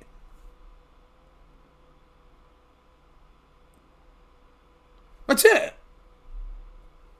I don't really give a shit. You could be like, no, we should fire 50% of the people or we should disband them. Okay. I have my opinions, but the debate on corruption is what I'm interested in. And he starts saying, like, who do you think the better nominee would be? Well, what do you think about, like, all these mundane shit? It's like, do you realize what you're saying? That our intel agencies have and are currently engaged in a coup in this country to remove officials they don't like and promote and put in the ones they want. The most powerful intel agency in the history of the world. And you're like, yep, that's happening. Who do you like for vice president? What do you think about the electoral... It's almost like he doesn't believe what he's saying. That's what's going on. What's going on is, I'm about to get my fucking ass kicked in this debate because Rob's going to blow me out of the water on these corruption issues. So I'll just say, yeah, I agree with that, but that's how I feel about someone like Conor.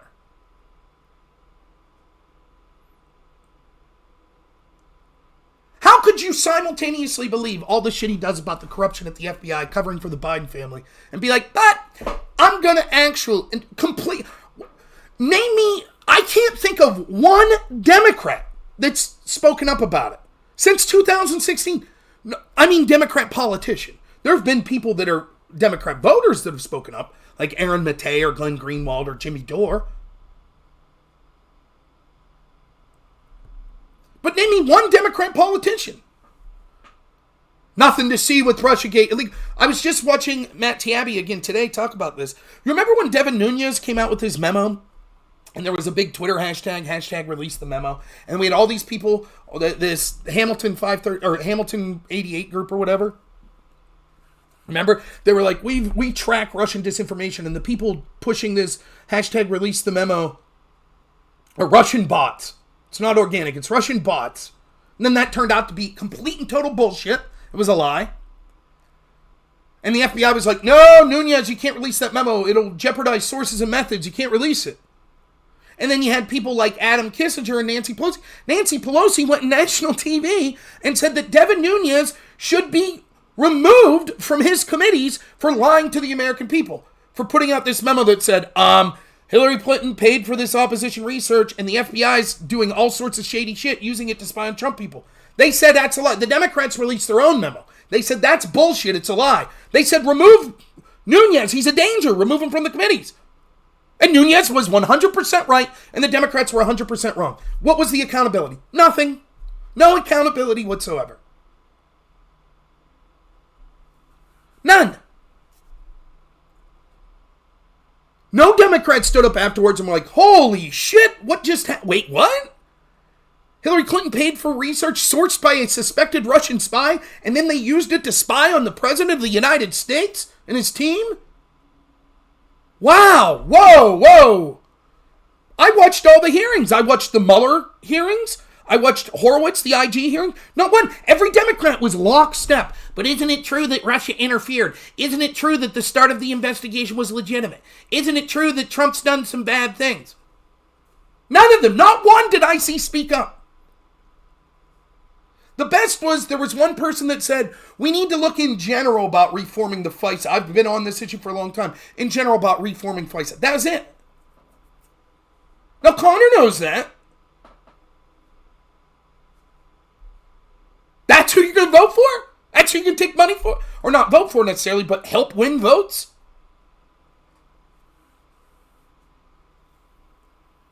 Why? Because Donald Trump's corrupt. I disagree in the way Conor thinks, but I won't begrudge him. That's fine. You can believe that. Is he more corrupt than the entire Democratic Party and FBI colluding against him and protecting their side? For example, did Trump successfully get FISA warrants on his opponents? No. Did he successfully charge his DOJ successfully charge any of them with crimes? No. Did they leak to the press nonstop about investigations they were doing? No. Did he have a special counsel appointed about his opponents? No. Did he have his FBI go after Hillary or any of those people? No. But that's okay. I hate him so much. I think he's such an authoritarian that not only will I not vote for him, but I will literally take money from a Democrat group who wants the Democrats to become more progressive to help them with rhetorical consultation. So how to speak to win more elections.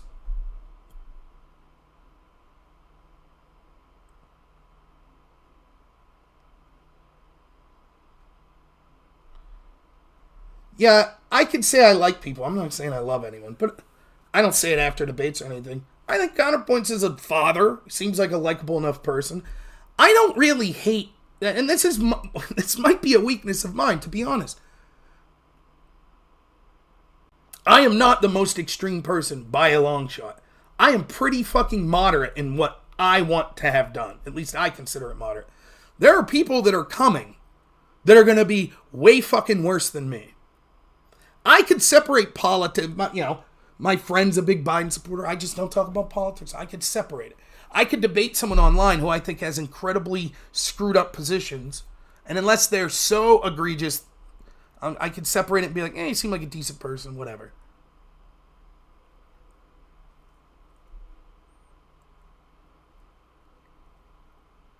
But I'm not here to just bag on Conor. What I'm saying is, I can't figure out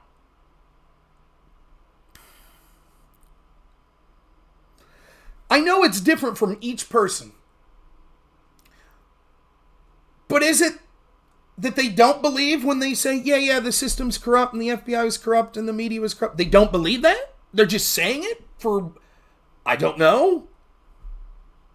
Or they do believe it, but they hate Trump more. And it's okay as long as it's targeted at Trump. We'll deal with it later. Once it targets my guy, then we'll deal with it. I don't know which is worse. They're both bad in unique ways. I guess the former is worse. If you're saying shit that you don't really believe.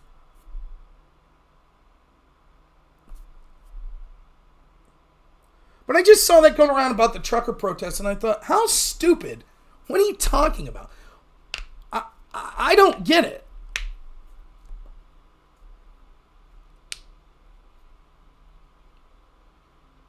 Now, some of these cases against Trump, you could make, I think they're all bullshit, but you could make a more compelling case that it's a legit case. So the Mar-a-Lago documents case. But this real estate case is a joke. The Stormy Daniels case is a fucking joke. It's a joke. The remove Trump from the ballot case in Colorado, an absolute joke. And yet, you have all these people that are supposedly Republicans that are like, oh, this is why we should have had DeSantis to avoid all this. Now, that could be true on a technical way. But if that's your big takeaway and not, holy shit, look at this weaponization. The mask is now completely off. They're not even trying to hide it anymore. But no, that's not what they say. Grumble, grumble, Trump, grumble, grumble, Trump. And then they'll be like, you're in a cult.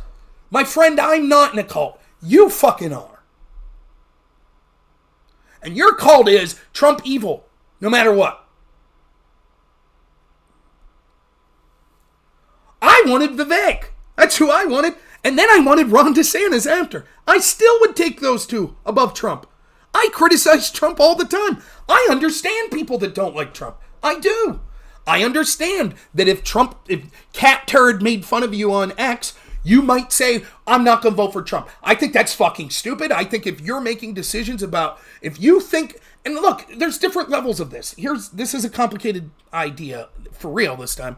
I try to take into account how much people know about things before I am critical of them. So let me give you an example. If my neighbor works on a farm 12 hours a day and literally never reads a newspaper and doesn't watch any news and doesn't watch content creators or anything like that, right? It's harder to be like, hey man, you don't see this corruption? Because he's going to be like, no, I don't. I'm busy. I'm not going to point the finger at that dude. Like, when I was in debate, that was one of the things. Like, those people should all know. We're all doing insane amounts of research all the time. So they should know if there's something that's corrupt. Not necessarily every example. Do I reckon Trump will try to fight the woke agenda? No. To be honest, no. The chances of Trump winning are slim to none, and if he wins, the chances of him doing anything significant to stop, like the stuff Mike Benz is talking about, slim to none. If I'm honest, I'm still going to fight like hell for it, but... Well, I got to be careful. I forgot. Saying fight like hell could get me arrested or kicked off a ballot or something in the future. Unless you're a left-winger, then you could say it. But if you're someone... So I'm not, like, if you're, if you're a streamer... Like, let's say, for example, for argument's sake, Sneed McFeed there. Let's say he watch Rob once or twice a year, and I have a channel, and I build Lego sets. That's my YouTube channel. I don't really follow politics that much. I just think Rob has a funny hat. So sometimes I tune in. Right?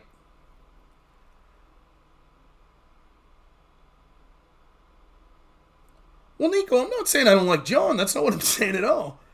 I'm calling out what I think is a political mistake. That's different, right? And John's separated in a different category than Conor, because John ain't working for the Democrats to help Democrats win. He ain't doing that.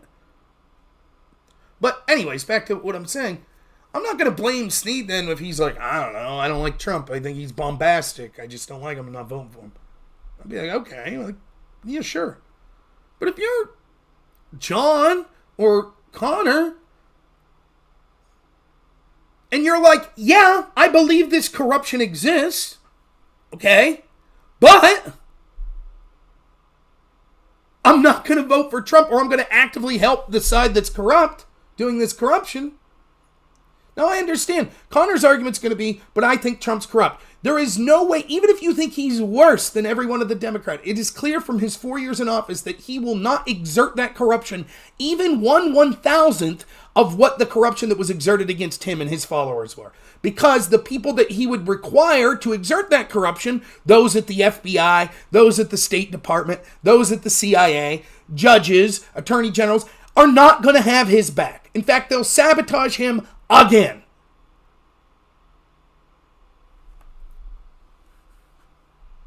John's argument's going to be slightly different, though it's along the same lines. John's argument's going to be, I think that Trump won't do shit to end that.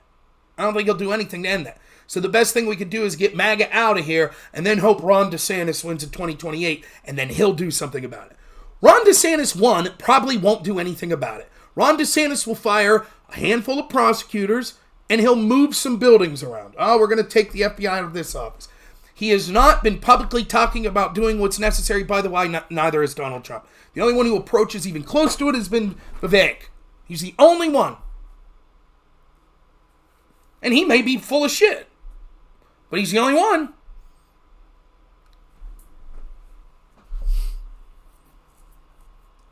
Zen, thank you so much. The super chat for a new hat. Thank you. Someday I'll have to get one. By the way, I heard the person that owns this farm is not politically impressed with my position. Thank you, BR Kerr. I appreciate it, man. But the problem with that line of thinking is, John, if you see them ramping up sort of the attacks right now, like this Antifa, what do you think is going to happen in the next 4 years? It's not just going to be Trump, dude. You don't think they could drum something up like it? Oh, Ron DeSantis took a mortgage out for his property. It was $170,000 on his house. But actually, the house was only assessed at $120,000. So, ring him up, baby. $500 million fine, right? What are you going to say? Oh, now I'm concerned about that behavior?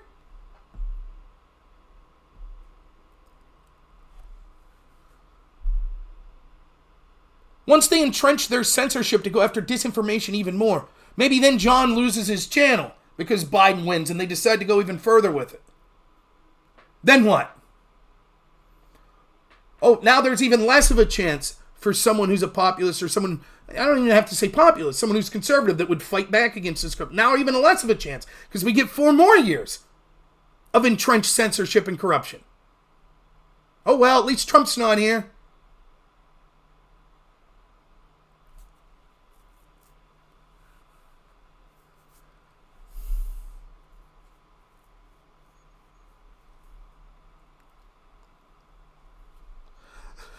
I can't say this about John, but I was on one of the people when I was doing the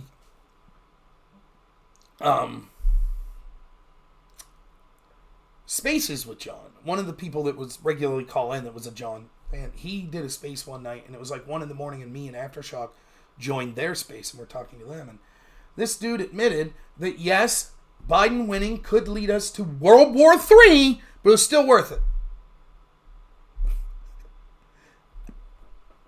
How do you rationalize that?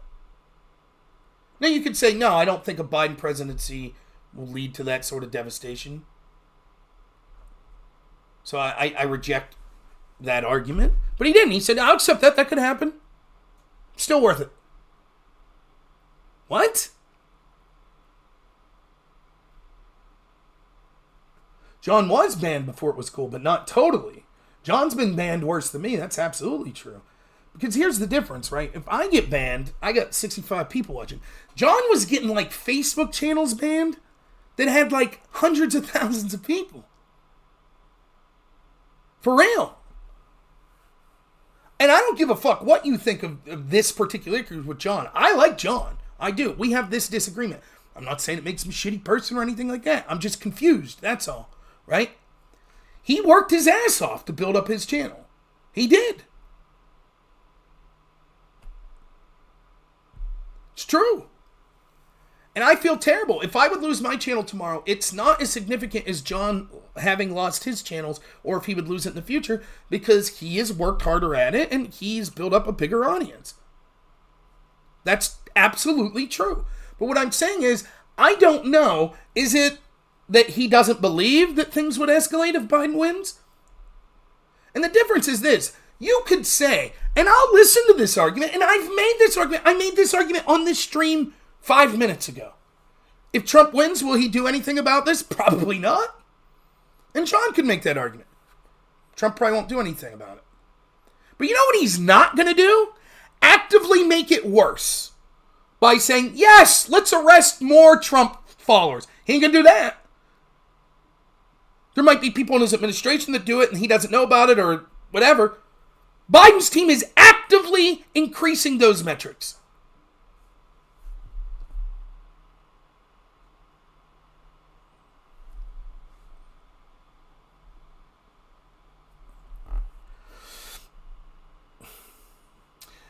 What I'm saying is, Lavin, I guess this gets to the heart of it, right? And this is, in fairness, what they're saying.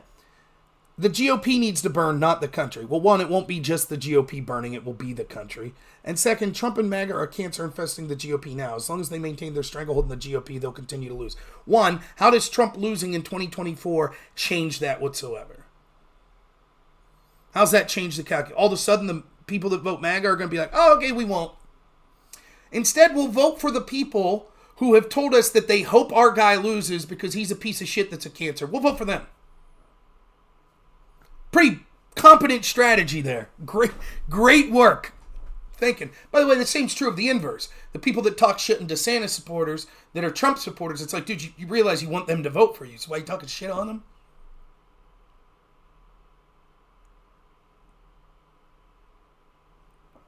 That's one.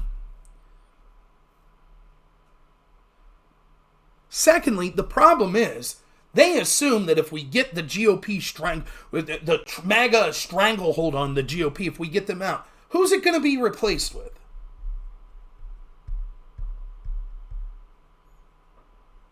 Well, they're hoping DeSantis. Why does that matter to me, or I would say objectively to the country, if DeSantis ain't going to do shit about the corruption against Trump? Because it seems like what's happening is, maybe not this. I haven't heard DeSantis speak up about this New York ruling. I don't know. But it seemed like listening to DeSantis when these other cases were coming up about Trump, he seemed to be quite tepid in his response. Didn't seem that he was that fired up about it. So what's he going to do when he comes in?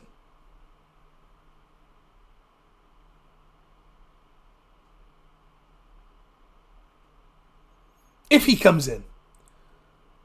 What we'll get is a return to the GOP. We'll either get more MAGA, and so the argument's bullshit, so we'll end up with Trump Jr., Don Jr., or we'll end up with either DeSantis or some other person that basically moves us back to the neocon George W. Bush, Mitt Romney party. At least on the big issue. And that issue being dealing with this corruption. That's where we'll end up. I don't understand why DeSantis people are so confident. Like, if Trump loses, we're a shoo-in for 2028. How does Trump losing make it more likely to be DeSantis 2028 than Trump winning?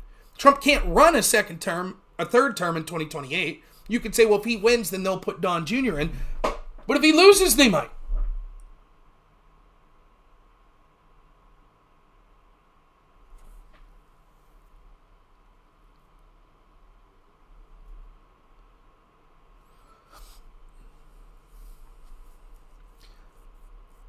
I just don't understand. I didn't say he could run in 2028. If he could run in 2028, but he'd be pretty old. At that point, the chances would be very smaller, but theoretically. The problem for the DeSantis people, and let me repeat myself, I favor DeSantis over Trump. We clear about that?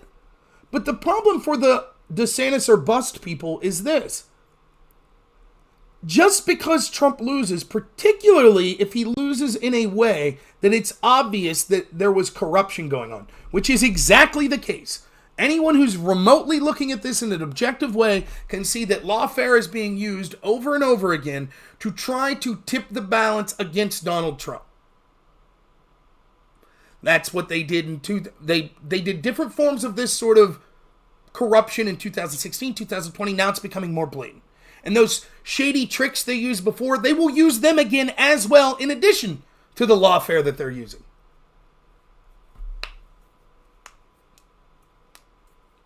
I don't disagree, Cowtail. I think the best case scenario would have been Trump to handpick a successor, someone like a DeSantis, and then focus more on being sort of almost, I hate to use this term, but like the meme guy, right?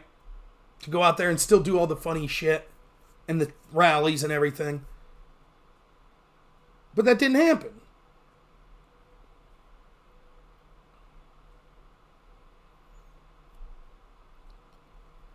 So if Trump loses in this, and it looks like there's corruption, okay, let me ask you this, Lavin. Do you agree with that? Because I know you're someone who's not a big Trump fan. Would you agree that if you're the average Trump voter right now that's going to vote for Trump in 2024, and looking at all these court cases and all this shit, do you think that the average Trump voter will think like, I think that there was corruption to try to harm Trump?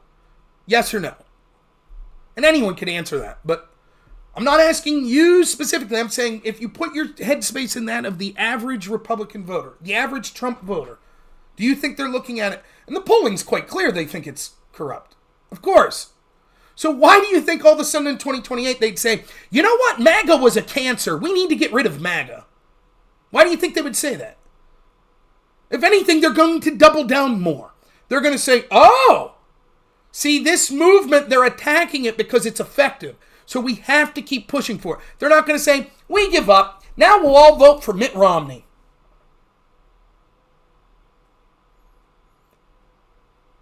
Now they might vote for Ron DeSantis if Ron DeSantis is speaking up against this corruption, which he ain't doing a good job of it right now. And it certainly doesn't help that so many of the people that were vocal DeSantis people are out there saying Trump's cancer, his supporters are a cult, blah, blah, blah, blah, blah.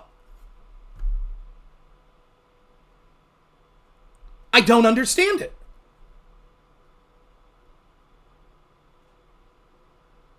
That's true, tides do change.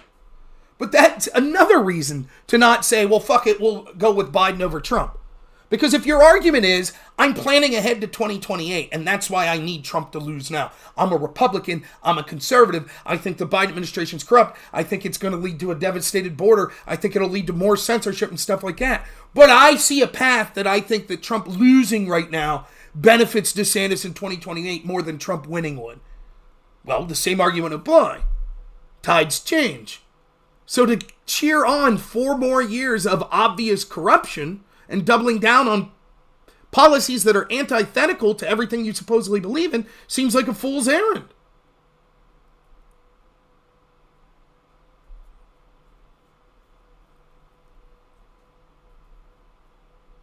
And then another person, what's this guy's name? I can picture his avatar. But there's this one guy, and his avatar, he's a black guy with like glowing eyes, like laser eyes. Does anyone know what I'm talking about? He does all these spaces that are anti-Trump spaces. He's a big DeSantis guy. I can't think of his name. And I've talked to him on a space. And I did a little research into his opinions. Because a lot of the criticisms John makes of Trump are absolutely legitimate. One of the criticisms is someone who served... it's not Malcolm Nance. It's someone who served... John's very passionate about the Second Amendment. And he rightfully calls out that Trump wasn't a defender of the Second Amendment. In fact, in some ways, he went after it.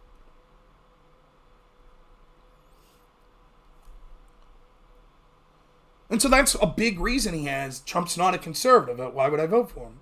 Tim Cool, that's the guy's name. So Tim Cool's like, yeah, and he holds all these big panels. And then I look back, and Tim Cool's posts,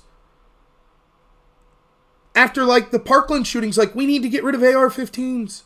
We need to do this, we need to do that. Wait, what? It turns out he has a lot of like left-wing, at least on the Second Amendment, gun-grabbing positions. So John's like, I don't want Trump, I want DeSantis because of the Second Amendment. And Tim Cool's like, yeah, I agree with Trump's Second Amendment shit more than Ron DeSantis, but I'm still going to go with DeSantis. What?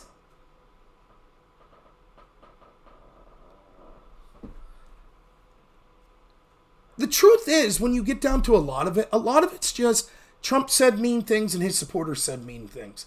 And I'm sorry, if that's what your calculation, I don't think that's it with John. I don't. Again, I'll stress, I think John's a smart guy. John has a lot of reasons that he's thought through to criticize Donald Trump. I share many of those reasons.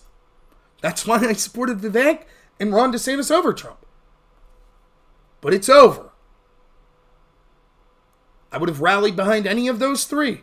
I would have been on here, had DeSantis won the primary, I would have been on here someday like today, bitching and moaning about Trump supporters like Dilly Meme Team or Cat Turd that are saying, I'd rather have Biden. I just won't vote. I'd rather have Biden than DeSantis. I'd be like, are you fucking nuts? Same thing. If a state like New York would have filed a crooked lawsuit against DeSantis if he won the primary, and truckers would have been like, we're going to boycott that state, I wouldn't have been like, wait a minute, for Ron DeSantis? There certainly would be those people, truly. And again, I'll go even further. As annoying as many of the DeSantis supporters were online, the Trump supporters were worse. They were. In general. But I ain't going to leave me being upset at some random internet personality affect who I vote for, because I think that the vote is very serious. And I think the country is going in a very dangerous direction. In other words, I believe what I say. So I'm not going to say, well, fuck it, Tim Cole said shitty things to me online. On the one space I was on, Tim Cole said something mean about me, and so fuck DeSantis. I say, I don't like Tim Cole. I'm still going to vote for DeSantis if I think he's the best man for the job. And I think much of it is,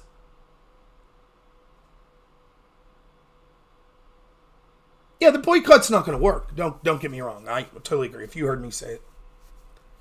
It's not like the Canada trucker thing. It doesn't have that momentum. It's not like something that universally where it's like lockdowns, like that those truckers, that was literally locking them down. So it leads to organically a boycott. Like you can see, draw a straight line to understand that.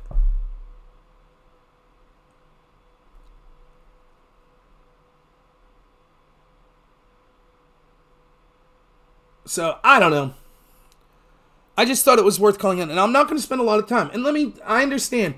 Is there a chance that this gets clipped and John Burk? I am not hiding anything that I wouldn't say if I did a show with John Burk tomorrow. People heard me argue with John Burk on the show about these sorts of topics. I still like John Burk. I'm still very thankful that John gives me an opportunity from time to time to go and talk to his audience, which is larger than mine. I'm thankful for that opportunity. I think I agree with him on politics 90% of the time. I don't wish any ill will to John. I hope John's channel blows the fuck up. I hope he wakes up and votes for Trump. I do. And I'll still keep pushing for it. So I'm not like saying shit behind his back or anything like that. And I'm not specifically talking about John either. I mean, I am specifically saying his name, but that's not what, it wasn't like I saw a John Burk post, which prompted me to say this about the truckers. I saw a bunch of people say this, and then I saw John say it as well. But if I'd never seen John say it, I would still come on here and say this. I don't understand this trucker boycott argument. I don't get it. And it's troubling to me because I feel a bunch of people that would tell you that they see the corruption in these type of cases are basically being more silent or willing to overlook it because they don't like Trump.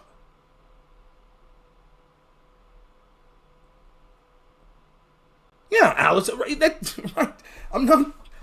So that's all I'm saying. And I mentioned John the other day on stream where I said there's a difference between what he did and what Counterpoints did. John's like, I ain't voting for Trump. Okay. That's different than John saying, I don't like Trump, so I'm not voting for him. So I'm going to go work for a Democratic PAC to help them with rhetorical consultation to help Democrats not only beat Trump, but win downstream. And to make Democrats more progressive.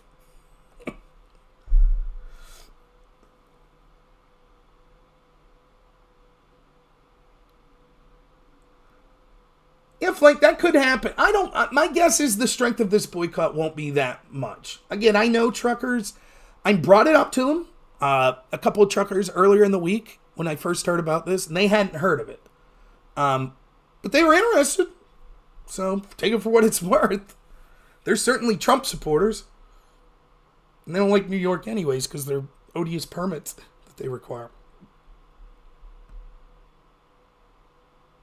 Yeah, you're absolutely right. Yeah, if you know anyone that you talk to a trucker and be like, what states don't you like going to? New York's going to be top 3. And it has nothing to do with like, the quality of the roads or the weather. It's going to be because their DOT, the Department of Transportation, the regulations that they have there and shit are brutal. They intentionally target truckers for revenue to fine them. Yeah, but New York's definitely the worst on the East Coast. At least the truckers I know that haul oversized loads.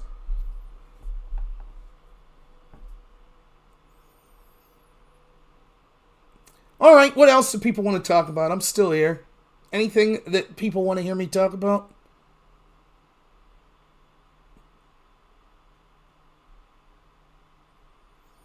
Just to reiterate, like, God forbid, let's just say for whatever reason, let's say Trump's talking to his lawyers and like, dude, you got to drop out. We got to handle this legal shit. And Trump would come out tomorrow and say, I'm dropping out. You're fucking nuts if you don't think I'm going to be like, I think Ron DeSantis is one of the people that, Ron and Vivek are the two I want at the front. Maybe they'll work it out and Ron will be president and Vivek will be vice president. Yeah, whatever. Good. Great. So don't get it twisted to think that I don't like Ron DeSantis. That's not what I'm saying. Can I get the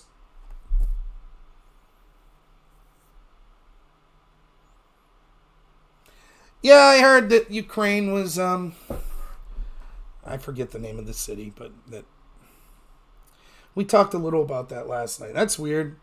I talked to people that said that Russia already lost a year and a half ago. Weird. That's what Dylan Burns told me. There's no situation between me and John, though. That's what people don't know. John's a big boy, and so am I. And both of us could come on and say, I think your opinion's dog shit in this, and we're not going to hate each other. So there's no situation. If John called me tomorrow and said, hey, man, you want to do space tomorrow? I'd be like, fuck, well, I can't tomorrow. I'm taking my kid to a hockey game. I'd do it. Of course. So there's no situation. There's no animosity. Other than, I just think that's a bad opinion. That's it. Look, I don't know if people, maybe I'm built a little different. I don't know. I don't look at the word as debate or arguing as a bad thing. Like, before I ever got involved in politics, me and my friends would sit around and drink, and we would have the most obscene debates. Who was the best person to ever wear number 60 in Major League Baseball? We'd be like looking shit up, and I'd be like, this guy. We'd be yelling at each other and drinking and shit. I don't care. I know it's cliche, and I know I say it all the time. But if you are a free-thinking person, you will never find a person that you completely agree with. Ever. You'll never find a politician that you completely agree with. It's not going to happen. You'll never find a political party unless you start your own political party and you're the only member. There will never be a political party if you're a free thinker that you completely 100% agree with. It's just the way it is. So you have to be willing to have people disagree with you and not hate them. You do. How many people in the chat dislike my opinion that I support gay marriage?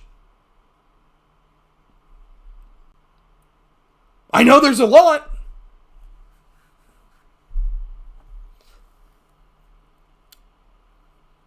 It could happen okay, but I'd say it's more likely that it gets delayed than thrown out.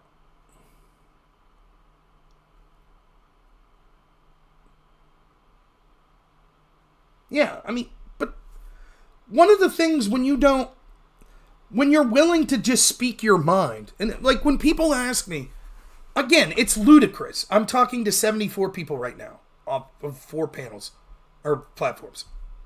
But sometimes people ask me, shit, someone emailed me and I forgot to respond to them. Fuck, I just now remembered. Someone emailed me and said they want to get into online debates and they asked for advice. I forgot to get back to them, so I will do that hopefully tonight. Anyways, to the extent that people sometimes ask me, like, well, if I want to start streaming, what's your best advice? Whatever you want to do, if it requires you communicating to people, whether that means you want to be a salesman or you want to be a speechwriter or whatever, you want to start a channel. The number one, it's so cliche, it's so stupid, it's so obvious that it sounds like anti-advice. Like, it sounds like I'm just copping out, but I sincerely mean this. The number one advice I could give you is be authentic. Be yourself.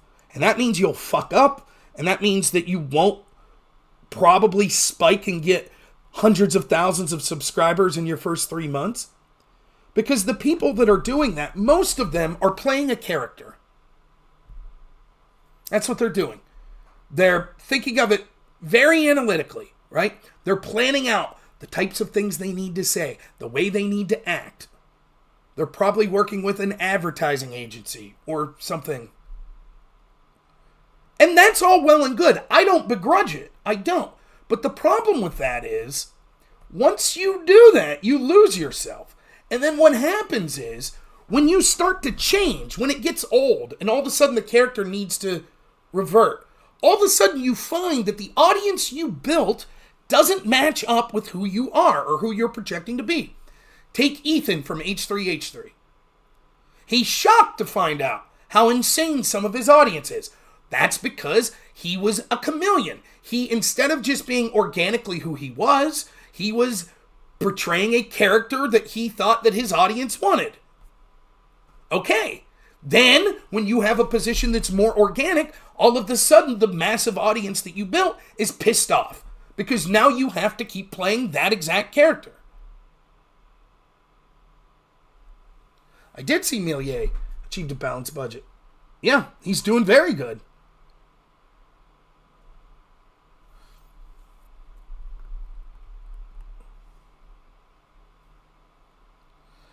True Legend, that could be true. I think that the neocons understand that the momentum is with populism in the Republican Party. They understand that.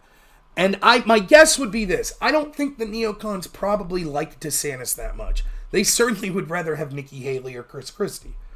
But they realize, okay, Nikki Haley or Chris Christie has zero shot. Just none. So we need someone that we think is halfway, a compromise. We want to be done with MAGA. We want to be done with populism. We want to go back to the old neocon ways. So what if we get someone that we think we could work with, but also has the chops and the rhetoric that could get a lot of the MAGA vote?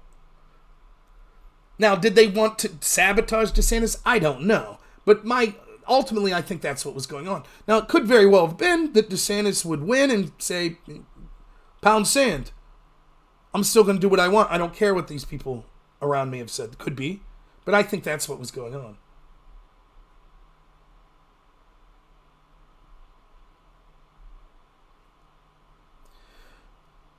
The abortion debate is, it's a classic example of right-wingers and Republicans losing control over the narrative, is what goes on.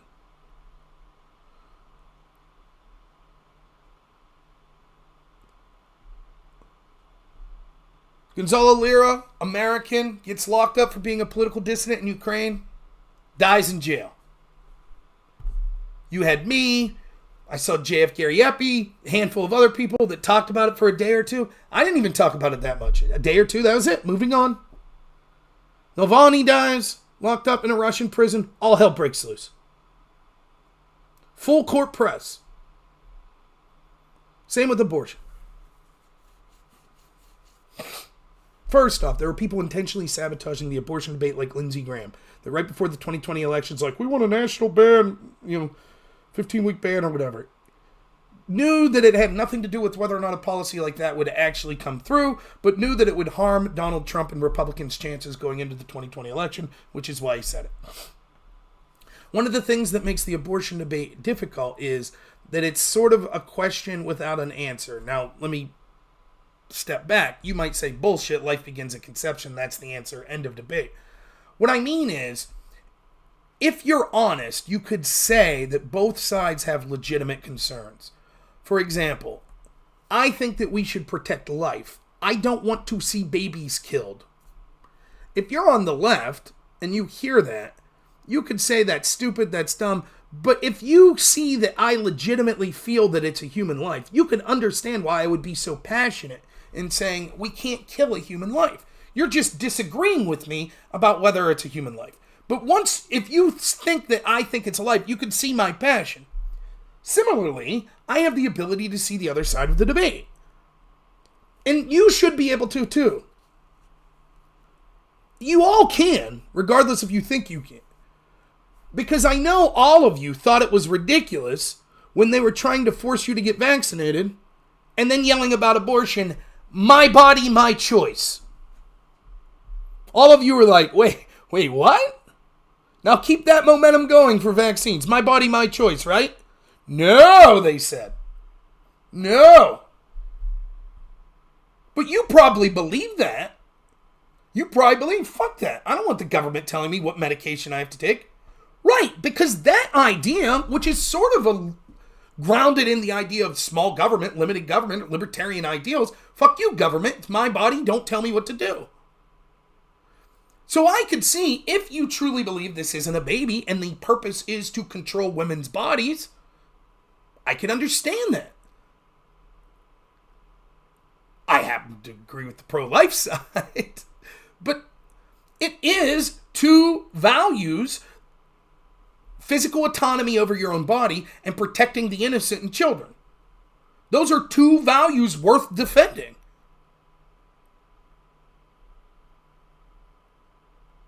Right, you're making arguments with the... I'm not saying... Don't confuse what I'm saying. I'm not saying, therefore, both arguments are equal and I can't make a decision. I'm saying the values... I understand how both of those values, bodily autonomy and protecting the life of children, both of those are values we're fighting for. They are. So I get the passion. I get the division. That I understand. So it's sort of a question without an... How do you thread that needle? Because here's the truth. Guess what, ladies? If I'm pro-life and I believe that's a baby in you, yeah, you do lose bodily autonomy. That's just true. That's true for women that want babies. They still lose bodily autonomy. It's their choice to have the baby, but still it's not just their body now. And if you talk to any woman that's ever been pregnant, there are days in that pregnancy where they're like, ah! Her body, my choice. Well, Ogre's got a different perspective. I'm not pro-life, I'm anti-choice. Yeah.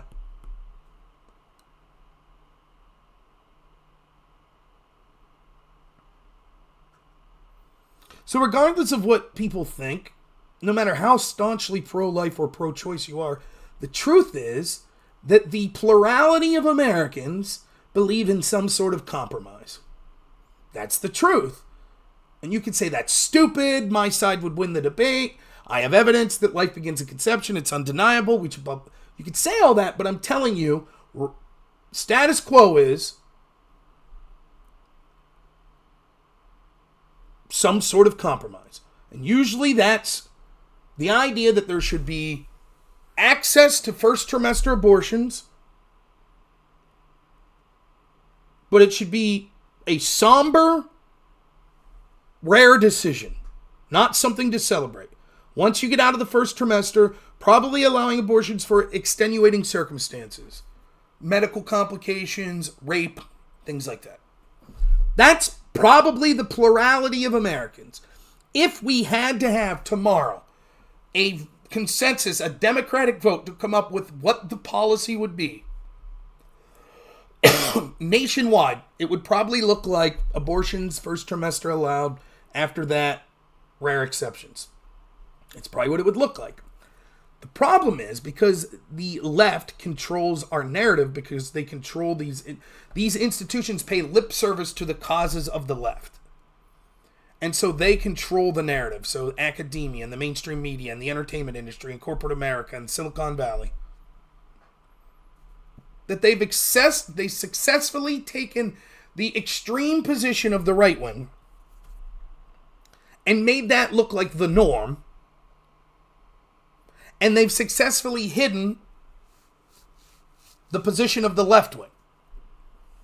My contention is that it is clear as day that the Democrat position is far more radical on abortion than the Republican position. Yes, there are Republicans that would advocate for no abortions ever. But that is not the mainstream position of the Republican Party. But it is far more mainstream from the Democrat position to advocate for no restrictions on abortion ever. And even if it was equal, even if that was your only two options, no abortion ever, or abortions for any reason that we see fit at any time, I think, and I could be wrong about this, but I think the average American, or plurality of Americans again, would find it more disgusting to say, for any reason whatsoever, 9 months in, my due date's tomorrow, baby perfectly healthy, and I'm just like, fuck it, kill it. I think that would be more repugnant than, look, even if this woman was raped, she has to carry the baby to term. Both are bad. Both are positions that the average American ain't going to like.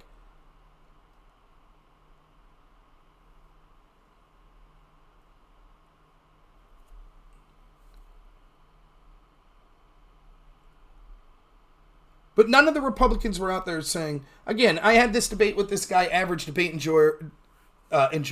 He came on and we talked about this. Go back and watch Gavin Newsom's debate with Ron DeSantis. Newsom was quite clear. Decision between a woman and her doctor. DeSantis did a great job of hammering on it.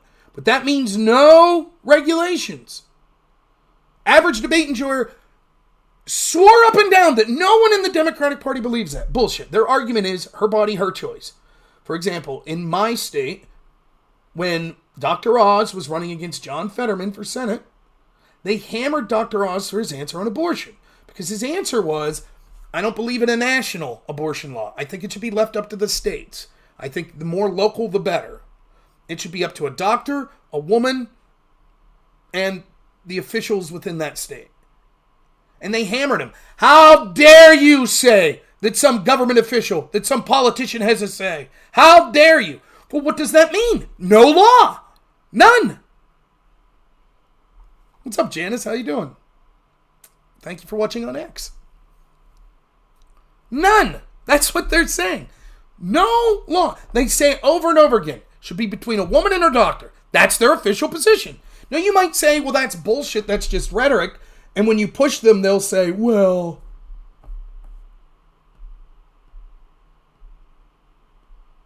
that's right, True Legend, of course.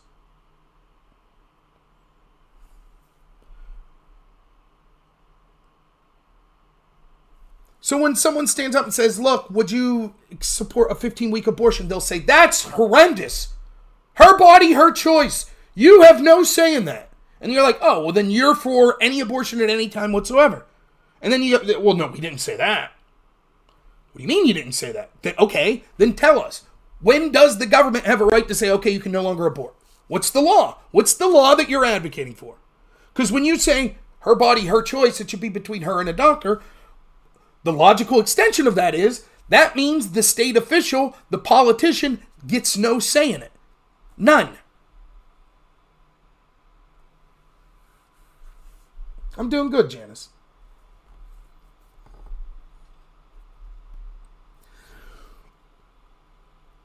But Republicans let the narrative slip. They were pigeonholed as wanting rapists to carry children to term. By the way, you remember that dumbass that was talking about shoving drugs up his rectum before he debated me? That was his big takeaway. That's why he keeps smearing me. He kept smearing me on Twitter. I blocked him, and then he made some vague threat he would see me in real life. Okay. That's what he kept smearing me at. That was his big thing. Do you think if a woman's raped, she should have to carry the baby to term? And this was my answer, right? There's no good answer to that question. The truth is, I would probably favor some sort of first trimester abortions being allowed, just because I think that that's where we have to be as a country right now. It wouldn't be my preference. Anyone in my life that got pregnant, I would say, no, don't have an abortion. For God's sakes, no. But I understand the need for some sort of compromise. So whether it be brain activity, there's got to be a point where we say, once that happens, 10 weeks, 15 weeks, 6 weeks, 8 weeks, heartbeat, something. And I'm open to a debate on what that metric should be. But after that, we should say that this is definitely a human life and we can't exterminate it. There's no reason that it would be okay to exterminate a human life just because of the tragic circumstance that led to that human life being created. Now, there are obviously exceptions. I think that if a woman was raped, that timeline needs to be pushed back. Because there's entirely likely that she didn't have an ability or the knowledge that she was pregnant to actually do something and get medical care. I think, though, that we have to still say there needs to be a cutoff. If a woman was raped and intentionally decides to wait 9 months and then says, okay, I want to abort, I don't think we should allow that. The only exception I can see to that is a situation where it was like a 10-year-old, like a 12-year-old girl or something that literally didn't have access to get to the hospital, or a woman that was like chained up. Then I think we need to look at things on a case-by-case basis. And that answer led to him going to Twitter smearing, saying, Rob said rape victims should have to carry babies, you fucking monster.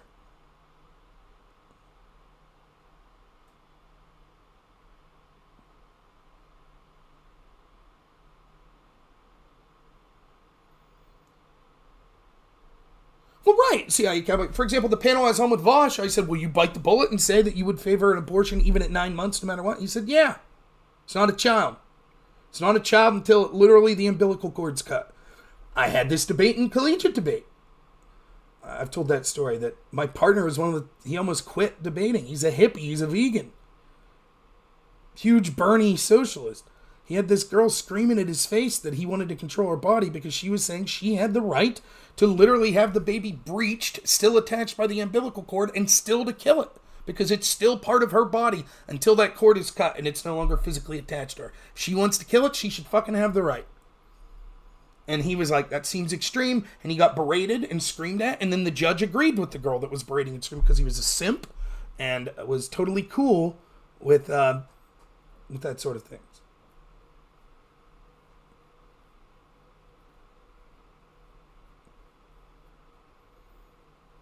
Oh, yeah, after they're born. Yeah, that's certainly true, too. Right, I've seen this argument, right? So there are people that say that you're not a human until you have, like, physical capacity for speech. So I've seen these sorts of arguments. Of course, you had Governor Ralph Northam on tape saying, they said, what happens if an abortion doesn't take and the baby's born alive? What did he say? We make the woman and the baby comfortable, and then we decide what to do.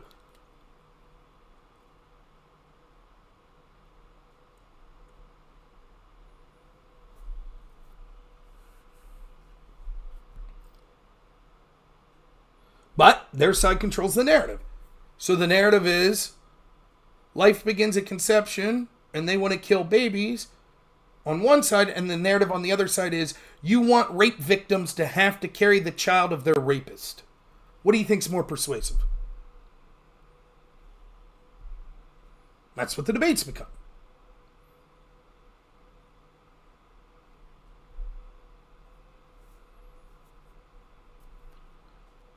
I see this all the time when, Republicans or conservatives are so bad at crafting their messaging.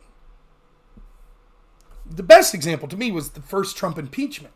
I mean, if you watched me back then, I was watching it, I was literally like pounding the keyboard like, what the fuck?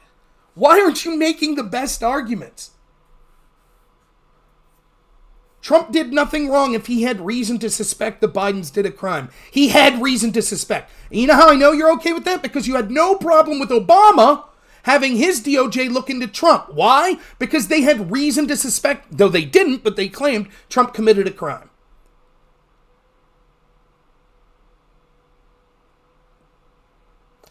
I mean, for me, one of the most powerful videos I ever saw was the former abortion doctor that described what a late-term abortion looks like in front of Congress. It was brutal. I don't know how you can watch it and not tear up. Brutal.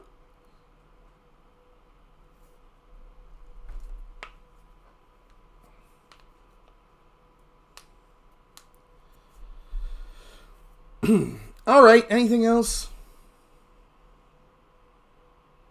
Yeah, it is brutal. Anything else people want to talk about? Let's stick around for a couple minutes.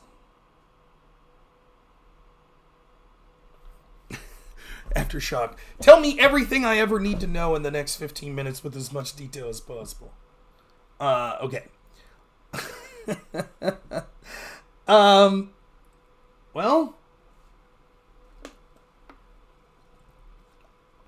They will continue to use lawfare. There'll be at least one trial where Trump is convicted, and they'll try to sentence him to jail. That will probably be suspended, and it won't be concluded until after the election, because there will be appeals that go, and they'll probably allow Trump to not be in jail, but they'll use that as an argument to try to persuade people that are sort of independent or moderate that Trump's a criminal, so we shouldn't be allowed to accept that. Additionally, we'll have video or audio evidence that'll come out of Trump saying something like the N-word, some sort of gay slur or something like that, saying something derogatory towards women. That'll be the next step. They'll also be able to talk significantly about more things that Trump said that was pro-Russia or something like that. We're likely to see more racist attacks. We'll see that there are more white supremacists that do terrible things in the lead up to the election. They'll link that to Trump's rhetoric. We'll see at least one of those people whose social media talks specifically about how they're fans of Trump. That's likely to happen. We're also going to see a bunch of evidence that come out that there are people connected to Trump that committed some sort of crimes. And one of the ways that they'll be pushing specifically is they'll say that Trump used his people to convince this confidential human source that was just arrested to intentionally concoct a story to paint Joe Biden as being corrupt and engaging with Ukraine. In other words, they'll accuse Trump of doing exactly what the Hillary team did in 2016 and the FBI continued to do until 2020. These narratives will all be pushing forward. At the same time, they'll also push narratives that there are accusations that the election won't be secure, which will lead to more censorship of people like me and people that are making posts all through social media. So you'll see posts like that that'll be censored on YouTube. You'll see posts that'll be censored on places like Facebook, Instagram. Additionally, they're going to go after Elon Musk in a full court press. They're going to start doing that. You'll see all sorts of evidence come out that actually the economy is doing better, including the fact that they'll stop lowering rates and things like that, because the Federal Reserve is going to be trying to do anything they can to make the economy look okay to at least get across that finish line. You're going to see stories that'll come out that talk about how good Biden is. I predict that you'll see Biden not be the nominee, though. Once Biden's not the nominee, there will be a question. The narrative will switch to, look, even if you had problems with Biden and thought that he was corrupt, what you're going to see now is that Trump's a doddering old man. All of the criticisms they made about potential Biden corruption, potential Biden dementia now apply to Trump. And so let's take this younger guy who's more sensible, he's not extreme, Gavin Newsom, whoever that person will be, and that's the push that they'll be making to go through. So that's some of what I see. I predict Trump then. We'll see mass mail-in ballots. Those mail-in ballots, again, will be 70% or so that go to the Democrats. It will easily be enough to push whoever that Democratic candidate is across the finish line. It'll be a very similar outcome to what we saw in 2020. Republicans probably then lose. They might win the House. I haven't looked at the Senate map and exactly what happens with it. Is that detailed enough?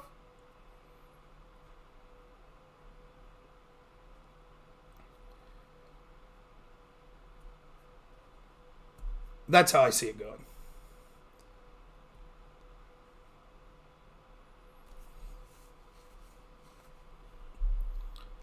I could be wrong, but that's my prediction. Now, having said that, should you get blackpilled? No, I was wrong in 2016. I didn't think Trump had a chance in 2016. I was wrong about Biden not being the nominee in 2020. Yeah, I think it'll be close. Of course. Was that a white pill or a black pill? Neither. I don't know. I'm optimistic with my feet, but pessimistic with my mind. I'll keep working hard.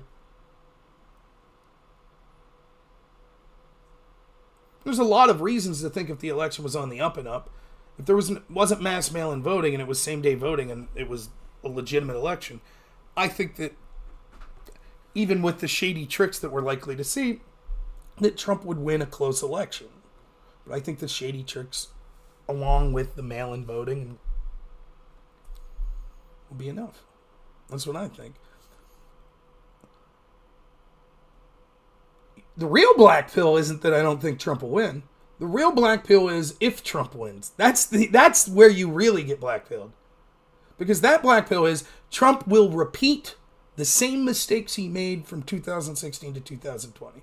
Despite the fact that he should know better, he will do next to nothing to take down the corrupt institutions that were relying on lawfare and censorship and basically engaged in a color revolution in tandem with our media and other institutions to bring him and his supporters down. He will do next to nothing. He will appoint people like Bill Barr. It'll be some dude like him that'll say, trust us, Mr. Trump, we'll get to the bottom of it. But norms, you can't do anything. Let us handle it. And they'll work directly against him. And he'll still give reports or give press conferences and interviews to people at the New York Times that shit all over him.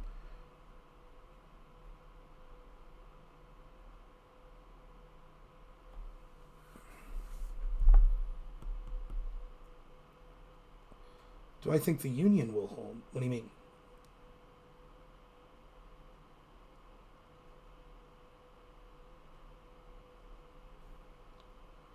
Well, that's just right, CIA Cowboy. That was basically the point of what I was criticizing about the right today. How do you handle this if people that are supposed to be on your own side are actively supporting the corruption? Then what do you do? What's he going to do? You think Mitch McConnell and the Republicans in the Senate, if Trump wins, they're going to be like, yeah, now we'll go after the FBI. You think?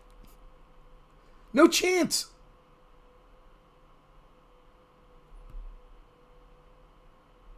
Yep, Maggie Haberman will be a staple. Of course. Here's something that I want to talk about that I've not heard anyone else in the country say. Here's a little conspiracy brain for you. Okay? Tell me if you've heard anyone else. Maybe Alex Jones or someone said this. So you know it's good if I'm lumping myself in with Alex Jones. Who's the best reporter that asked Biden or Karen Jean-Pierre questions? If you had to pick one reporter that's at the White House press conference that's asking difficult questions, Peter Doocy. Yeah, he's a plant. Peter Doocy's a plant. Now, what do I mean by that? Do I mean Peter Doocy doesn't believe the shit he says? No, Peter Doocy probably is heavily critical of the Biden administration. Probably is. Peter Doocy believes the things he says. Simon Ateba, yeah, I believe Simon Ateba is not a plant. But the White House has an agreement with Fox. You tell me if you think this is wrong. The White House has an agreement with Fox News. They know that they at least need to have one token person push back. So they could say, well, there was an adversarial, right? And that person's going to be from Fox News. And that person's going to fall within certain parameters. They're not going to go off the reservation too much. Right. He asks hard questions, but not the right questions. Sort of what I'm saying. And that's the agreement. By the way, the same's true of every administration. There's going to be that flashpoint guy that's the opposition. But that's within the bounds of the parameters that they've set of acceptable. We know there needs to be a token opposition, so here we go. What do you mean why? It's evident why.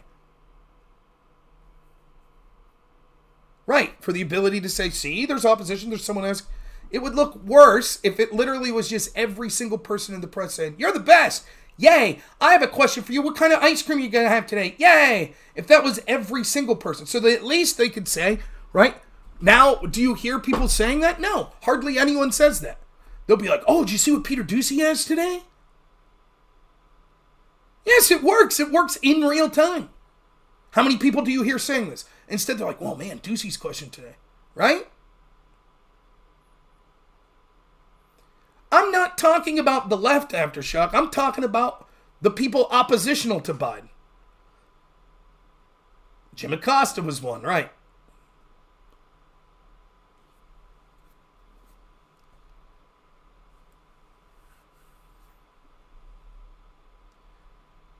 It's like they always push the ball right up to the goal line and then don't cross it. Like the IG report and the Durham report. Here's all the shady shit you need to hear about. It was really bad, but there's nothing we can do. Peter Doocy's going to ask some difficult questions. They're starting to get really bad, but that's when we're going to pull back. And then everyone says, oh, well, see, they tried their best, but they...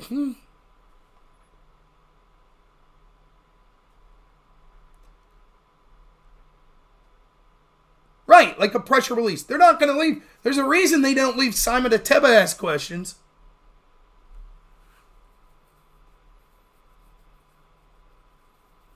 Some dude from Fox. That's who we'll let. Because they know if that guy goes off the reservation, and Peter Doocy knows this. If Peter Doocy starts saying some real shit, he'll get the Tucker treatment. Whoop! Give him the boot. Now we'll have Brett Baer ask questions, or someone else from Fox. I'm not saying that makes Peter Doocy a bad guy. I think Peter Doocy probably is a good guy and believes what he's saying, and probably massively dislikes the Biden administration. I truly believe that. I think he's coming up with questions to ask. But I think he knows he has to operate within certain parameters. Absolutely. So I don't know if plant's the right word, but I can't say I've heard every Doocy question if he's ever asked about Biden's family. I'm sure he's asked something.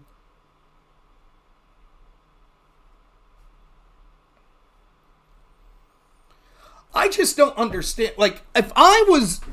There's so much I would do if I was running. I would have someone on my team. You know how, like, when they give the State of the Union, and then the opposition gives a State of the Union, they always have someone come on and gives... Do people know what I'm talking about? I would do that every fucking day with Karen Jean-Pierre. Every day. I would have a person like me that sit there and listen to our press conference, and then it ended, and then I took notes and came up with arguments, and an hour later was like, here's the bullshit you just heard. And I would broadcast that. That's what I would do. I would pay to have a website that was just 24/7 of all the insane and corrupt shit that Democrats have said, done, or cheered for. George Floyd riots on fucking loop 24/7. With just in the bottom corner, just Democrats, oh, it's the language of the unheard. It's mostly peaceful, blah, blah, blah, blah. January 6th was so bad.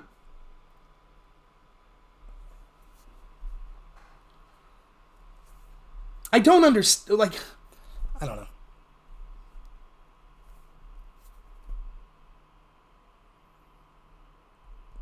I'm not putting forth the best, I guess. When's DeSantis sound best? DeSantis has sounded much better since his campaign's ended, because it's just him. He'll just go, fire up the camera, I'm going to talk shit on this issue. Great. That's when he was best. When he was standing in front of the media, giving them the business. That was the DeSantis that I was like, yes. I don't give a shit if he's awkward. So who cares? I don't care at all. Oh, is he got lifts in his boots? Don't give a shit. Keeps doing good policies and smacking around the media. The guy can wear fucking high heels. I don't care. But he let his campaign run him. He tried to be more managed. No! That's right, Mix-a-Lot. That is exactly the truth. With the congressional hearings. What a sham. 5 minutes to ask questions. And you know the other side's just going to filibuster and talk nonsense anyways.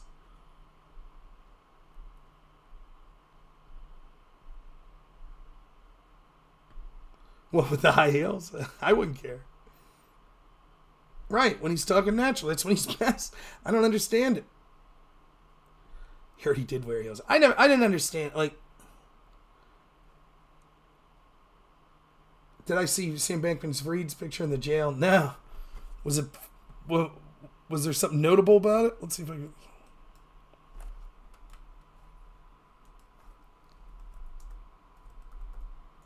See if it's on X.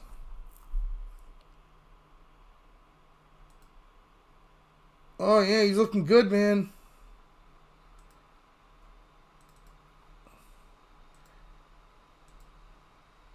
There he is. When they black out faces except this guy. They left that guy's like, nah man, show my face. I don't give a shit.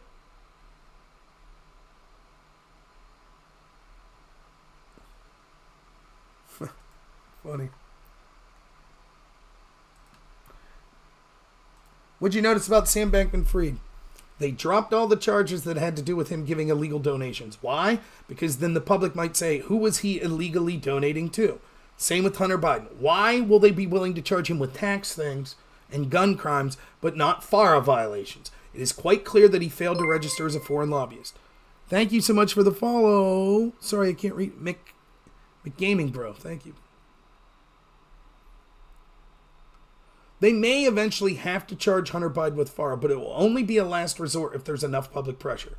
The plan will be to charge him with the bare minimum of stuff, and the last resort is to charge him with stuff that will make a general member of the public go, wait a minute, Hunter Biden was illegally lobbying for corrupt foreign interest? Because the next question is, to whom? Because lobbying implies working with this group to talk and influence to who? Oh, that's right. He talked to his dad every night. So they ain't gonna charge him. Simple. Easy peasy.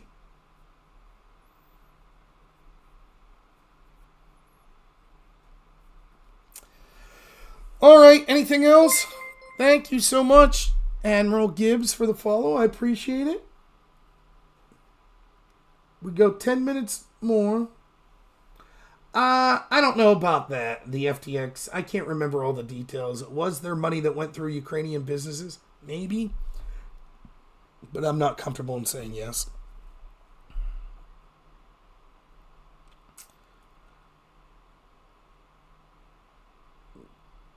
No thanks, Aftershock. Thoughts on these?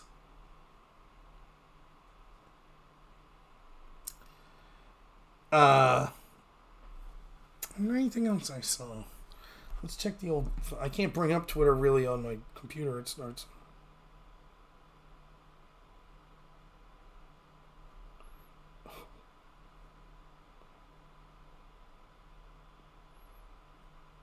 Let's see what's on X.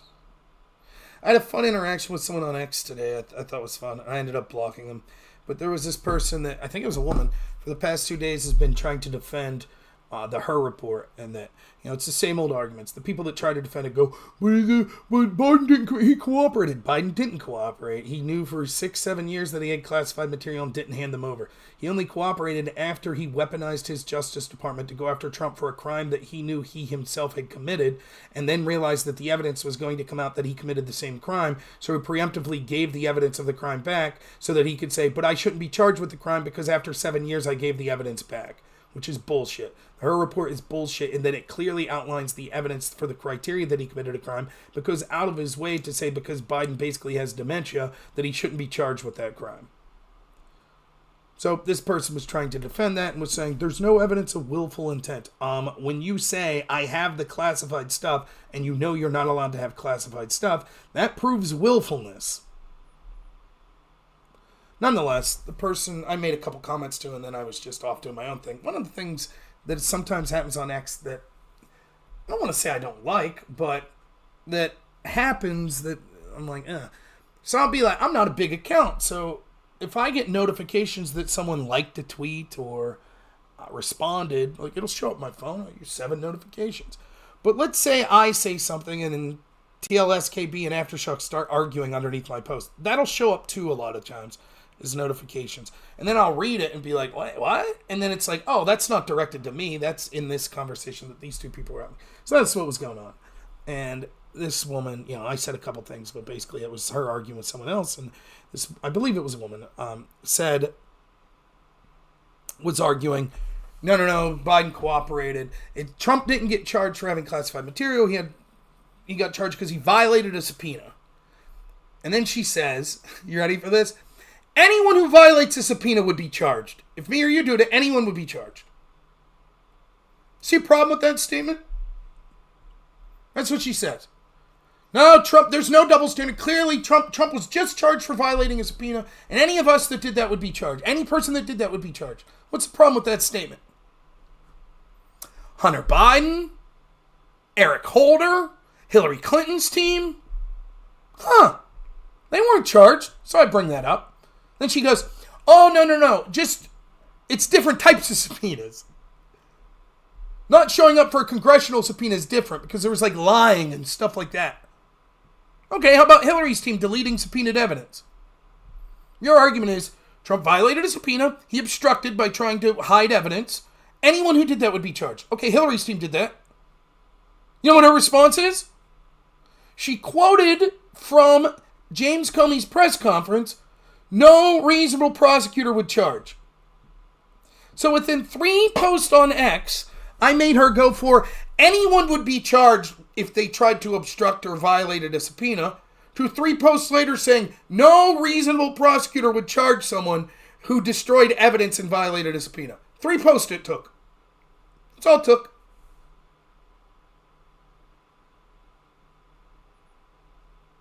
It's laughable. I was just like, yeah, okay. Thank you so much for the laughs. We're going to block you. I'm not going to waste my time with you anymore. That's different. No. The subpoenas that were offered against the people I like were terrible subpoenas. They were corrupt subpoenas. That deletion of the evidence was totally accidental. It was okay. He forgot. He had an oh shit moment.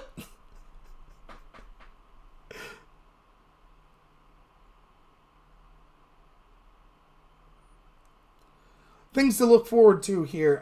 Matt Taibbi and Racket doing more investigation into this alleged binder and proof that the Crossfire hurricane investigation and the spying on Trump actually occurred before its official start date on July 31st, 2016. That before they had the predicate to do so, were spying on Trump and his team purely for political reasons. Here's another thing, right? There is evidence out there, and I was watching Matt Taibbi talk about this today. So there was reporting that said that the GCHQ in Britain they started this, right? And I'll look for these reports and maybe we'll read them on stream. And I remember reading these way back in 2016 and 2017. Basically, the argument was this.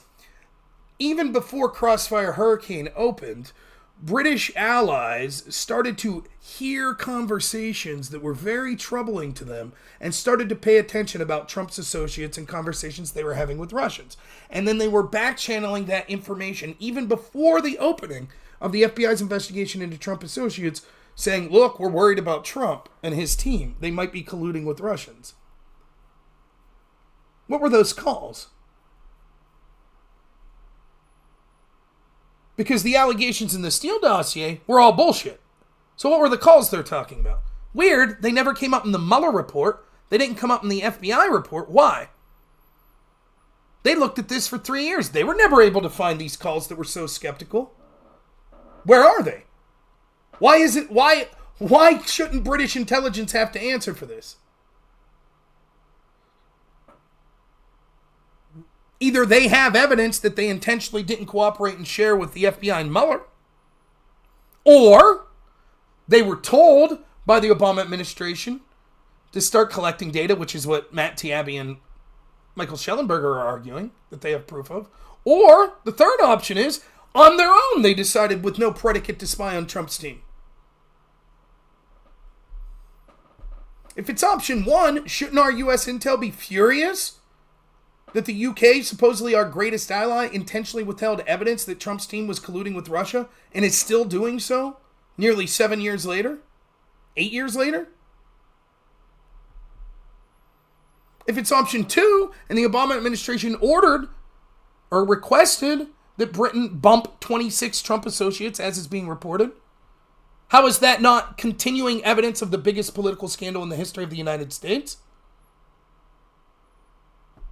If it's option three, that the UK did this on their own, if I'm Trump, I cut off all diplomatic relationships to the UK until they're held accountable. If you found out that our ally was spying on you and attempting to get you from winning the presidency based on no evidence whatsoever, just because they didn't like you, and you become president, I'd say, fuck you.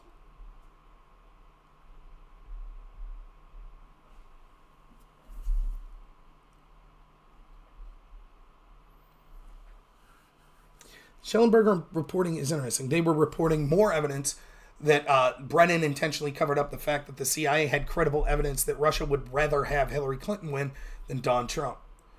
But that goes against their entire narrative. So they can't have that. And just the report, like listening to Taibbi talk about this and read this stuff, like I've read through this stuff, but I forget. Some of it I haven't. Most of it I have. But like actual from the IG report and stuff, I mean, we're talking thousands upon thousands of pages of documents that I've read. And years ago. And you forget, like, some of the stuff it says, like for example, the agents talking about interviewing Mike Flynn were like, well, we'll either get Flynn to admit that he's doing shady stuff with Russians, or we'll intentionally, if he wasn't, we'll intentionally try to trip him up and get him to lie so we could charge him with something. What was the crime Flynn was being accused of that made them treat him so hostilely? Nothing. Joe Biden suggested charging him with the Logan Act, which has never been used to charge anyone in the history of the country. It wasn't like they were like, hey, there's an off chance this guy's colluding with Russia. If he is, we'll get to the bottom of it. If not, okay, good. Woo, thank God. They're like, no, we're taking this fucking guy down. Did RFK repost that? Good. Then they did it with Carter Page. Same thing. They're like, our goal is to get him to admit that he had contacts with these Russians, and if not, we'll move on to a different target. So they send Stephen Halper, and they're like, remember, Carter Page is talking to this guy, Stephen Halper, who's a confidential human source, a spy for our government, who's spying on Carter Page. And he meets with Carter Page like 4 times. And once Carter Page's name gets out there, now all of a sudden he's being accused of being a Russian spy in the press. And he's basically shitting bricks. His life's ruined. Even if he doesn't get charged, he's now known as the dude that was a Russian spy in every major new media outlet that's reporting about him. Like, the dude probably can't walk to the grocery store and get bread without people being like, holy shit.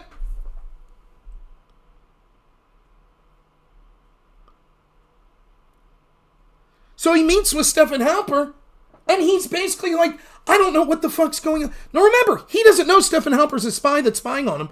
So he's not like, oh, I'm going to lie and cover up. It's not like he got interviewed by police and he said this. This is a dude he thinks is his friend. And he's like, I don't know what the fuck's going on. They're saying I met these Russian dudes. I don't even know who that is. I've never met them. They're saying I met them in July. This is ridiculous. I never did any of this shit. You know what the FBI did? All of the exculpatory evidence of all of these witnesses they spied on, saying like, what? No, blah, blah, blah. They left that out. No need. Don't have to talk about that. I don't believe that's the case, Master of Blackjack, but...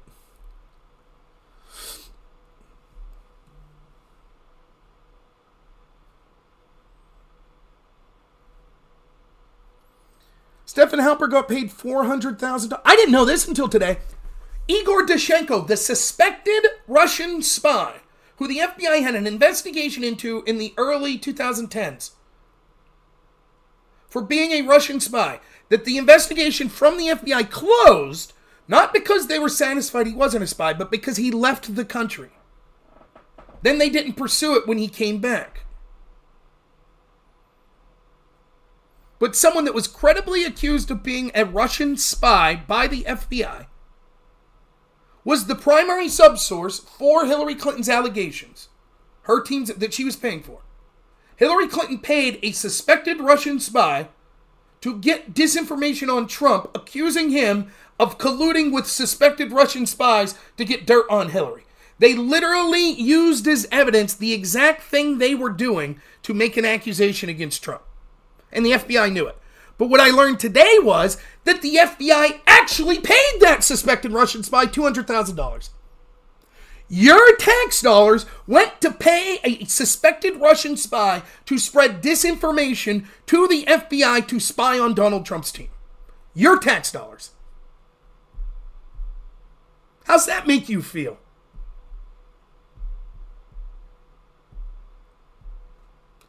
Paid Christopher Steele. Paid Stephen Halper. All these confidential human sources. Many of them lying to him. Christopher Steele blatantly lied to him. Said, I didn't talk to the press. Blatant lie. Now, the confidential human source for the 1023, they just charged him. They just indicted him. Why wasn't Christopher Steele ever indicted? His lie wasn't that bad. Our deletion of subpoenaed evidence isn't that bad. Our mishandling of classified evidence isn't that bad. Our lobbying for foreign hostile interests isn't that bad. Our campaign finance violations isn't that bad.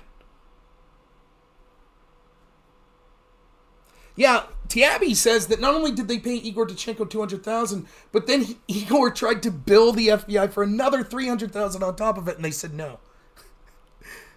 But he's like, that takes some chutzpah. And basically it all came down to, it was just a bunch of bullshit rumors I heard. I never really believed any of it. That's what Igor Danchenko ends up saying when the FBI gets around to talking to him.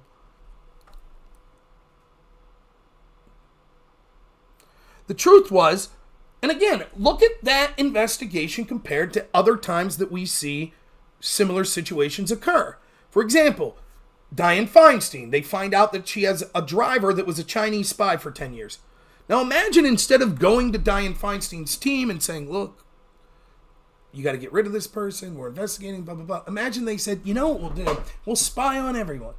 We'll spy on Dianne Feinstein. We'll spy on our entire team for like a year. And we'll leak shit to the press. And we'll tell her to her face, oh no, we're not looking into you. How do you think that would have went down? Well, that's what they did to Trump.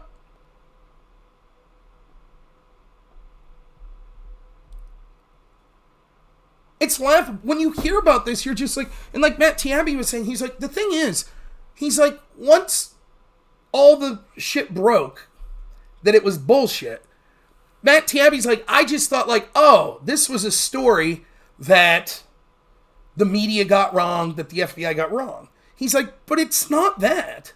That's not what happened. This wasn't a whoopsie. This was intentional election interference that was covered up for and worked in tandem with our media. Not an accident. This was purposeful.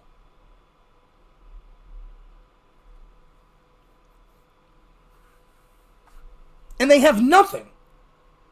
Adam Schiff was going on TV every day saying, I've seen the evidence that Trump colluded with Russians. Where? Okay, 7 years since he was making those claims. Let's see the evidence. Still hasn't been released.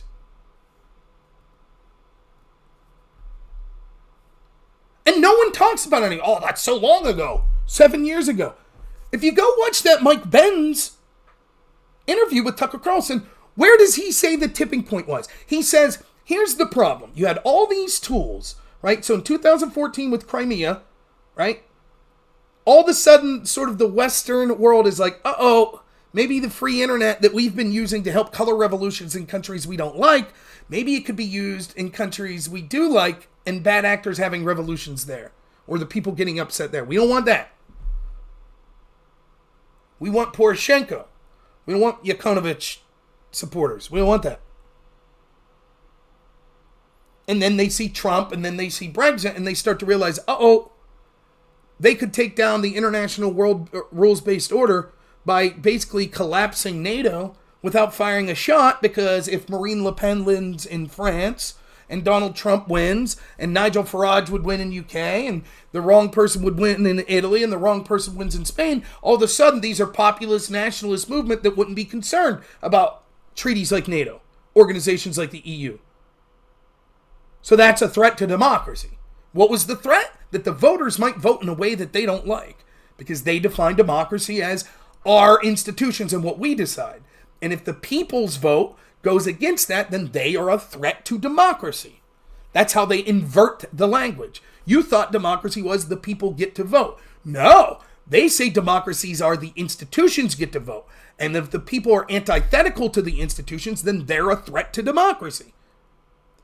But Mike Benz says very specifically, the problem was they couldn't use these tools that they were using of censorship, of dirty tricks that they use around the world domestically. The United States can't do that. They say, look, the CIA for years, since the 40s, has been doing shady shit around the world, but they can't do it back home. And so they needed a buffer zone. They needed a middle ground. And what does he say the excuse was that was given? What was the excuse that allowed them to use the censorship, the color revolution tools that they use around the world, to use them back home? Anybody know what he says? What was the issue they used? Because they couldn't say, well, we're just going to target Americans. They had to say that it had something to do with... Go ahead, Aftershock, you think you know?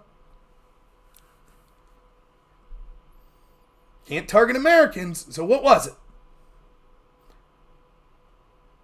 The critical linchpin for when they were able to shift their tactics and start targeting Americans with this censorship industrial complex. What was the crucial turning point that they used as an excuse? Russia interfered in the election. That was it. Now it's not. We're not spying on domestic America. We're spying on Russians and U.S. people that are spreading Russian propaganda. Remember when I tell you that there are certain narratives that they use to institute authoritarian laws, and those basically become the gospel. You can't challenge them. Russiagate is one of them. Gingerton nails it.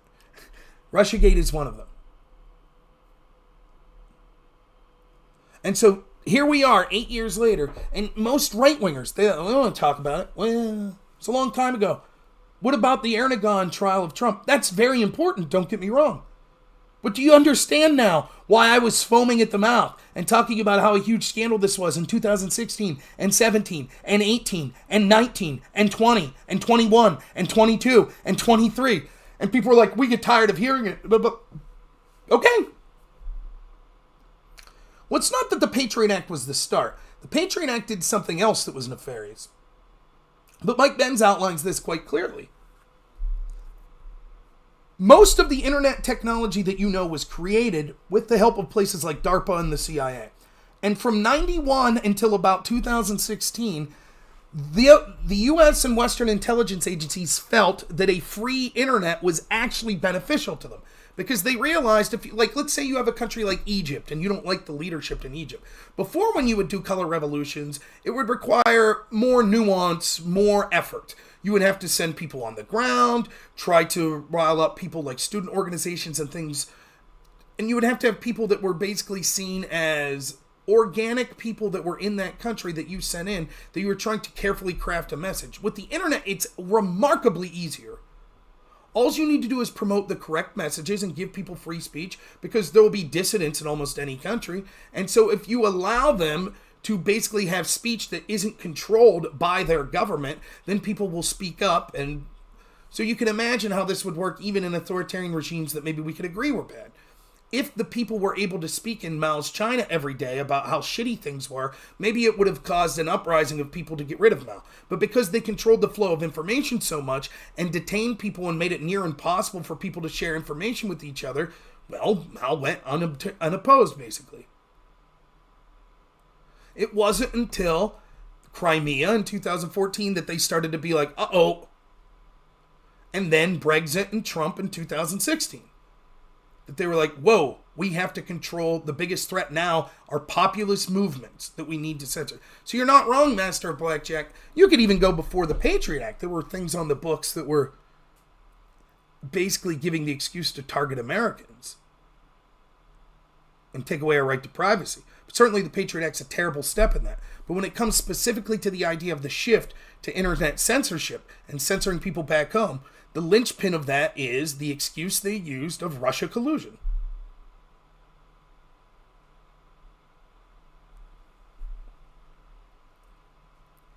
They'll just attack Elon. And X is probably the biggest platform for the sharing of information now, political, but it's still just one. They still control almost every other institution.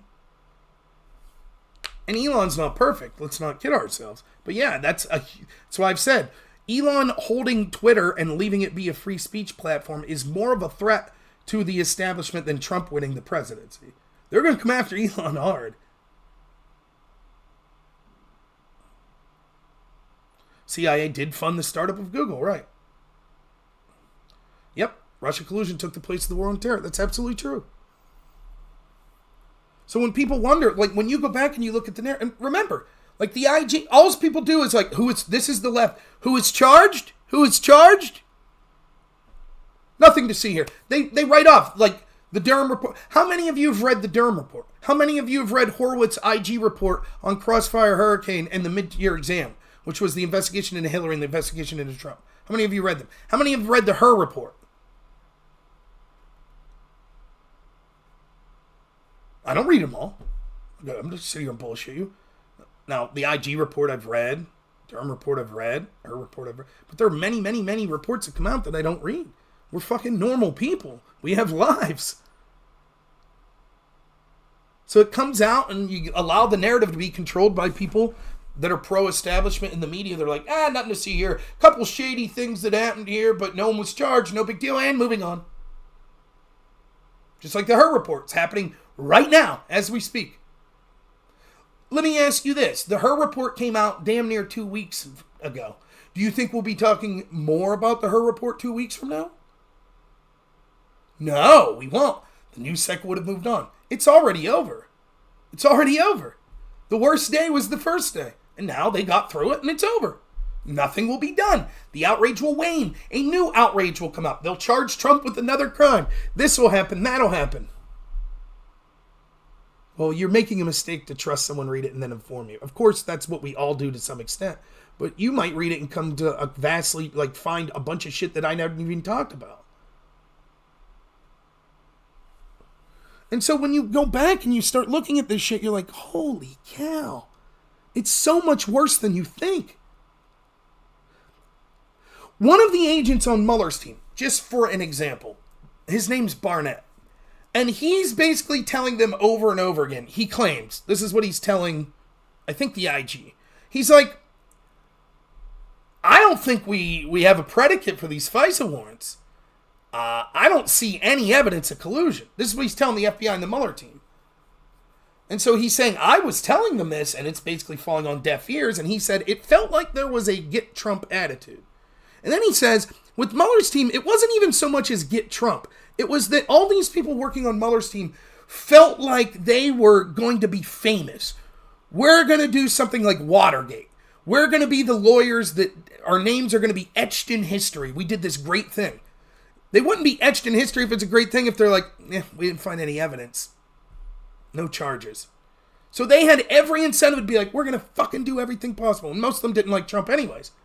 And he said, so they used to play this game, he called it like clue collusion, which is they would laugh, they would sit around and go, take a random person's name connected to Trump, and we'll come up right now a game of how we could connect them to some sort of collusion with Russia. Go. That's what they would do. It was a game.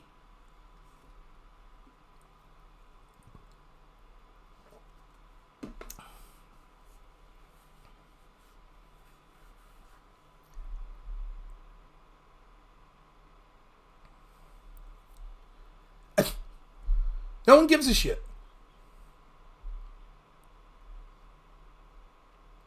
And again, what they do, the reason I focus on these double standards so much is what they do is they'll say something you as the average person doesn't know. I don't know as the average person, right?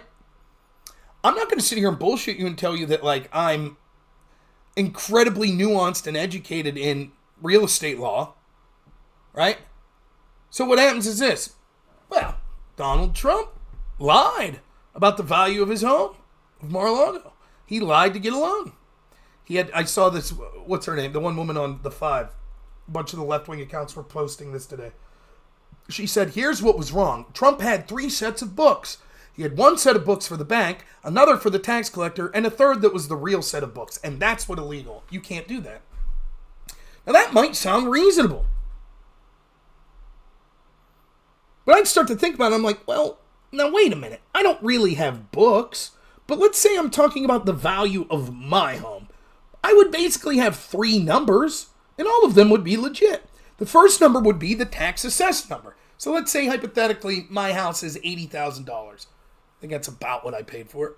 But let's say it's tax assessed at $50,000. So for purposes of my taxes, my book would say $50,000. Then let's say I wanted to get a loan based on the value of my house. I might value my house at $100,000. The bank then has the duty to say, okay, we're going to look and see if that's what we evaluate this house to be. And if they give me that money, so be it. A third value I might have is what I would consider the real value, which is if I sold this house tomorrow, how much would I really expect to get for it? Maybe that number is $80,000. I have 3 sets of books. None of that's illegitimate. Now again, it doesn't work like that with me because when I got a mortgage, I didn't say this is the value of my house. The bank did all that shit for me. So I don't know. Maybe technically it is illegal.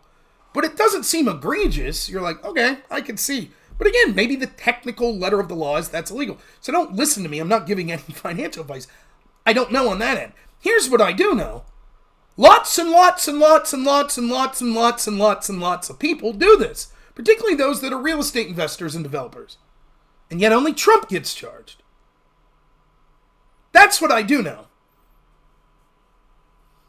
I've asked over and over, show me a remotely similar case. No one can do it.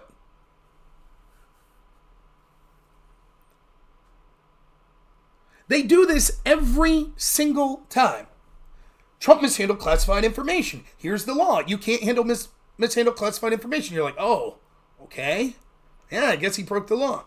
And then you're like, but wait a minute. That's what Hillary's team did. That's what Biden's team did. That's what Pence's did. No. That's whataboutism. Just focus on Trump. You can't lobby for a foreign national without registering. That's what Paul Manafort did. But wait a minute. It says he did it with the Podesta Group, which was the group founded by Hillary Clinton's campaign. We know that that's what Hunter Biden was doing, for example. No. See, but they control the narrative, so they just put it out there. And again, the best example I could give is like when Tim Pool goes on Joe Rogan's show, and Jack Dorsey's there, and he's arguing with Vijaya Gotti about censorship on Twitter at the time. And he'll be like, here, Steven Crowder got censored. He got banned. And they'll be like, well, technically, if you look, he violated this portion of our terms of service. And they're not wrong. A technical, literal reading of the terms of service, you could come to the conclusion, technically, that's a violation. The problem is Tim Pool would be like, okay, here's an example of 3 left-wingers that are prominent doing far worse. And yet they weren't. And they were like, we'll have to get back to you on that. That's the problem. It's the double standard of enforcement. You could create laws that are written in a way that basically anyone could be charged, like the idea of disorderly conduct. Then you selectively enforce them only against the people that aren't the preferred people. Then when people say, wait a minute, this is political, you shouldn't charge, you say, but look at the letter of the law. Doesn't the letter of the law say that this is a crime? And you're like, well, I guess it does. Right, then it can't be political. It can't be biased because the letter of the law says we're allowed to do this. And then when you're like, but wait a minute, here's other people that did the same thing or worse that are in the opposition and you didn't go after them. And they'll say, that's whataboutism and it's prosecutorial discretion. We can decide who to charge and not. And we just so happen to almost always decide to charge Donald Trump, even if it's unprecedented, even if it's in ways that no one's ever imagined doing. We just so happen to say we're going to charge Trump and Trump-connected people. It's very important. No one's above the law. And we just make the decision, coincidentally, has nothing to do with bias, to look at his opposition that have done the exact same thing or worse, and we say we're not going to charge them. Nope.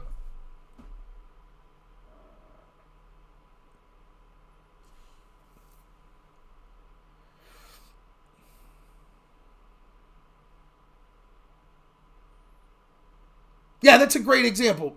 I remember my dad telling me a story when I was like a baby of getting pulled over in Virginia because he saw a cop and the speed limit was like 65 and everyone was driving like 75. So he slowed down to 65 and the cop pulled him over.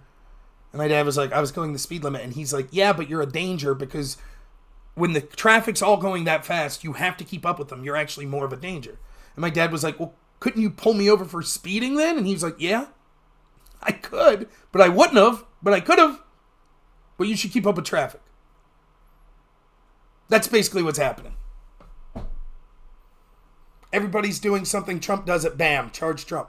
Katie Hochul comes out, the governor says, don't worry everyone else, we won't charge you, we just hate Trump. Till tomorrow, until you're the guy that they have reason. Oh, you denied climate change? Fuck it, we'll get you too. Oh, you sent money to Republicans? We'll get you too. You didn't use the correct pronouns one time? Well, we'll get you too. Anyways, businesses, come on in to New York.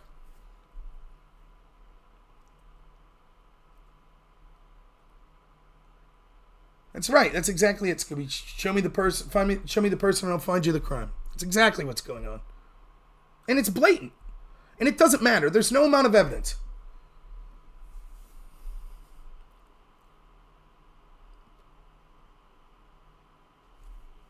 Pisco, for example. How many times has he told me, oh no, I'm against the fact that they illegally used FISA warrants to spy on Trump's team? Just yesterday on Twitter, he said the Russia collusion hoax. As in, those of us that criticized the Russia collusion investigation as being corrupted, that was a hoax.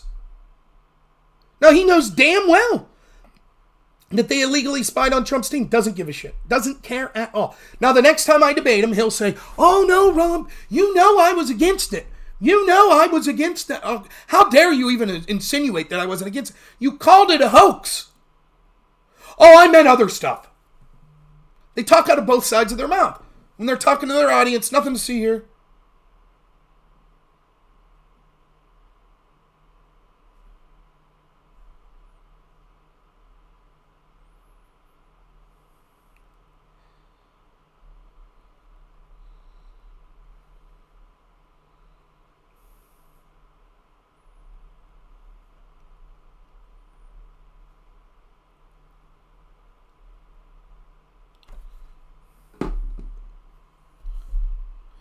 I've always said that. I said, I am shocked that this is all they've found on Trump.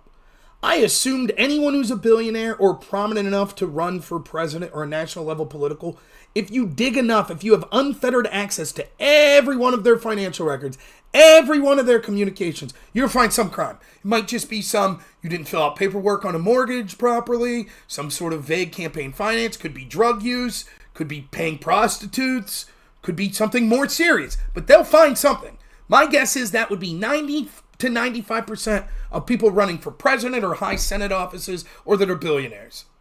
And so if you're like, we're just going to raid this guy, this is all you came up with? Maybe not. Maybe they have more that they're keeping in their back pocket.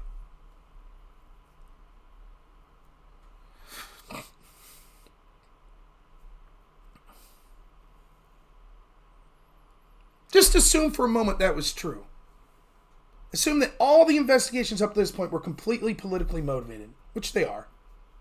But let's say, in the process, they found 100% definitive evidence that Trump sold a kilo of cocaine. And the smoking gun, he actually did it. It's not made up, it's real. If that happened and they released it tomorrow, literally, from now to the end of time, the whole narrative would be, Trump was a drug dealer, see, they were right to do everything they did. That'd be it. That would be how the story ends. That would be the closing of the narrative. No one would say, but wait a minute, they had no evidence of that. They accused him of a bunch of bullshit they didn't have evidence for. They tried to charge him with everything, even that was clearly bullshit. They were just looking for an excuse, and they finally, after 8 years, found one real thing. No one would give a shit. They'd be like, whatever, it's a drug dealer, who gives a fuck? That's what they would say. Because they don't give a shit. And I said this from the get-go. I said when it came to the Russia collusion investigation, you go back to me writing about this in 2017, I said, here's what's going to happen. We'll find out all this shady, corrupt stuff they did in the context of the Russia collusion investigation. But they'll charge someone somewhere with some sort of low-level crime and then say, yeah, you can't make an omelet without breaking a few eggs. Sure, we went over the line a couple times, but look at this dangerous criminal that we got. And that's exactly what they did. To this day, that's the narrative.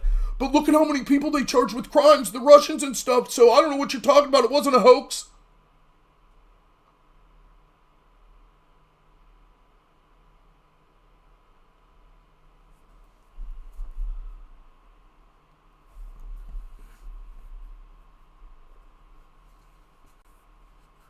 Of course not, Ian.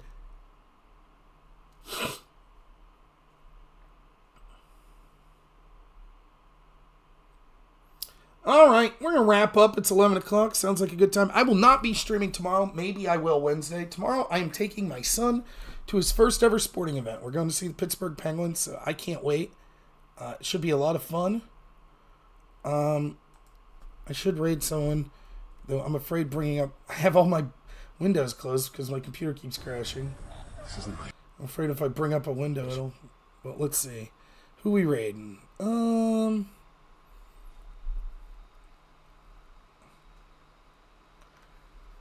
I'm really important as 220 people.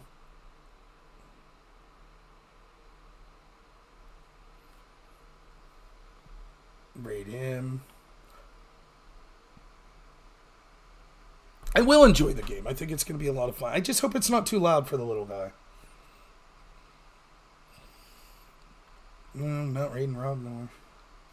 All right, screw the raid. I don't see. I did see Yager skate. It was everyone was wearing the mullets with them. It was great. We won't worry about raiding anyone. So, all right. Thanks so much, everyone. I really appreciate you all. Hope you all have a fantastic next couple days. Hopefully, I'll see you soon. Thank you so much. And as always, have a good one.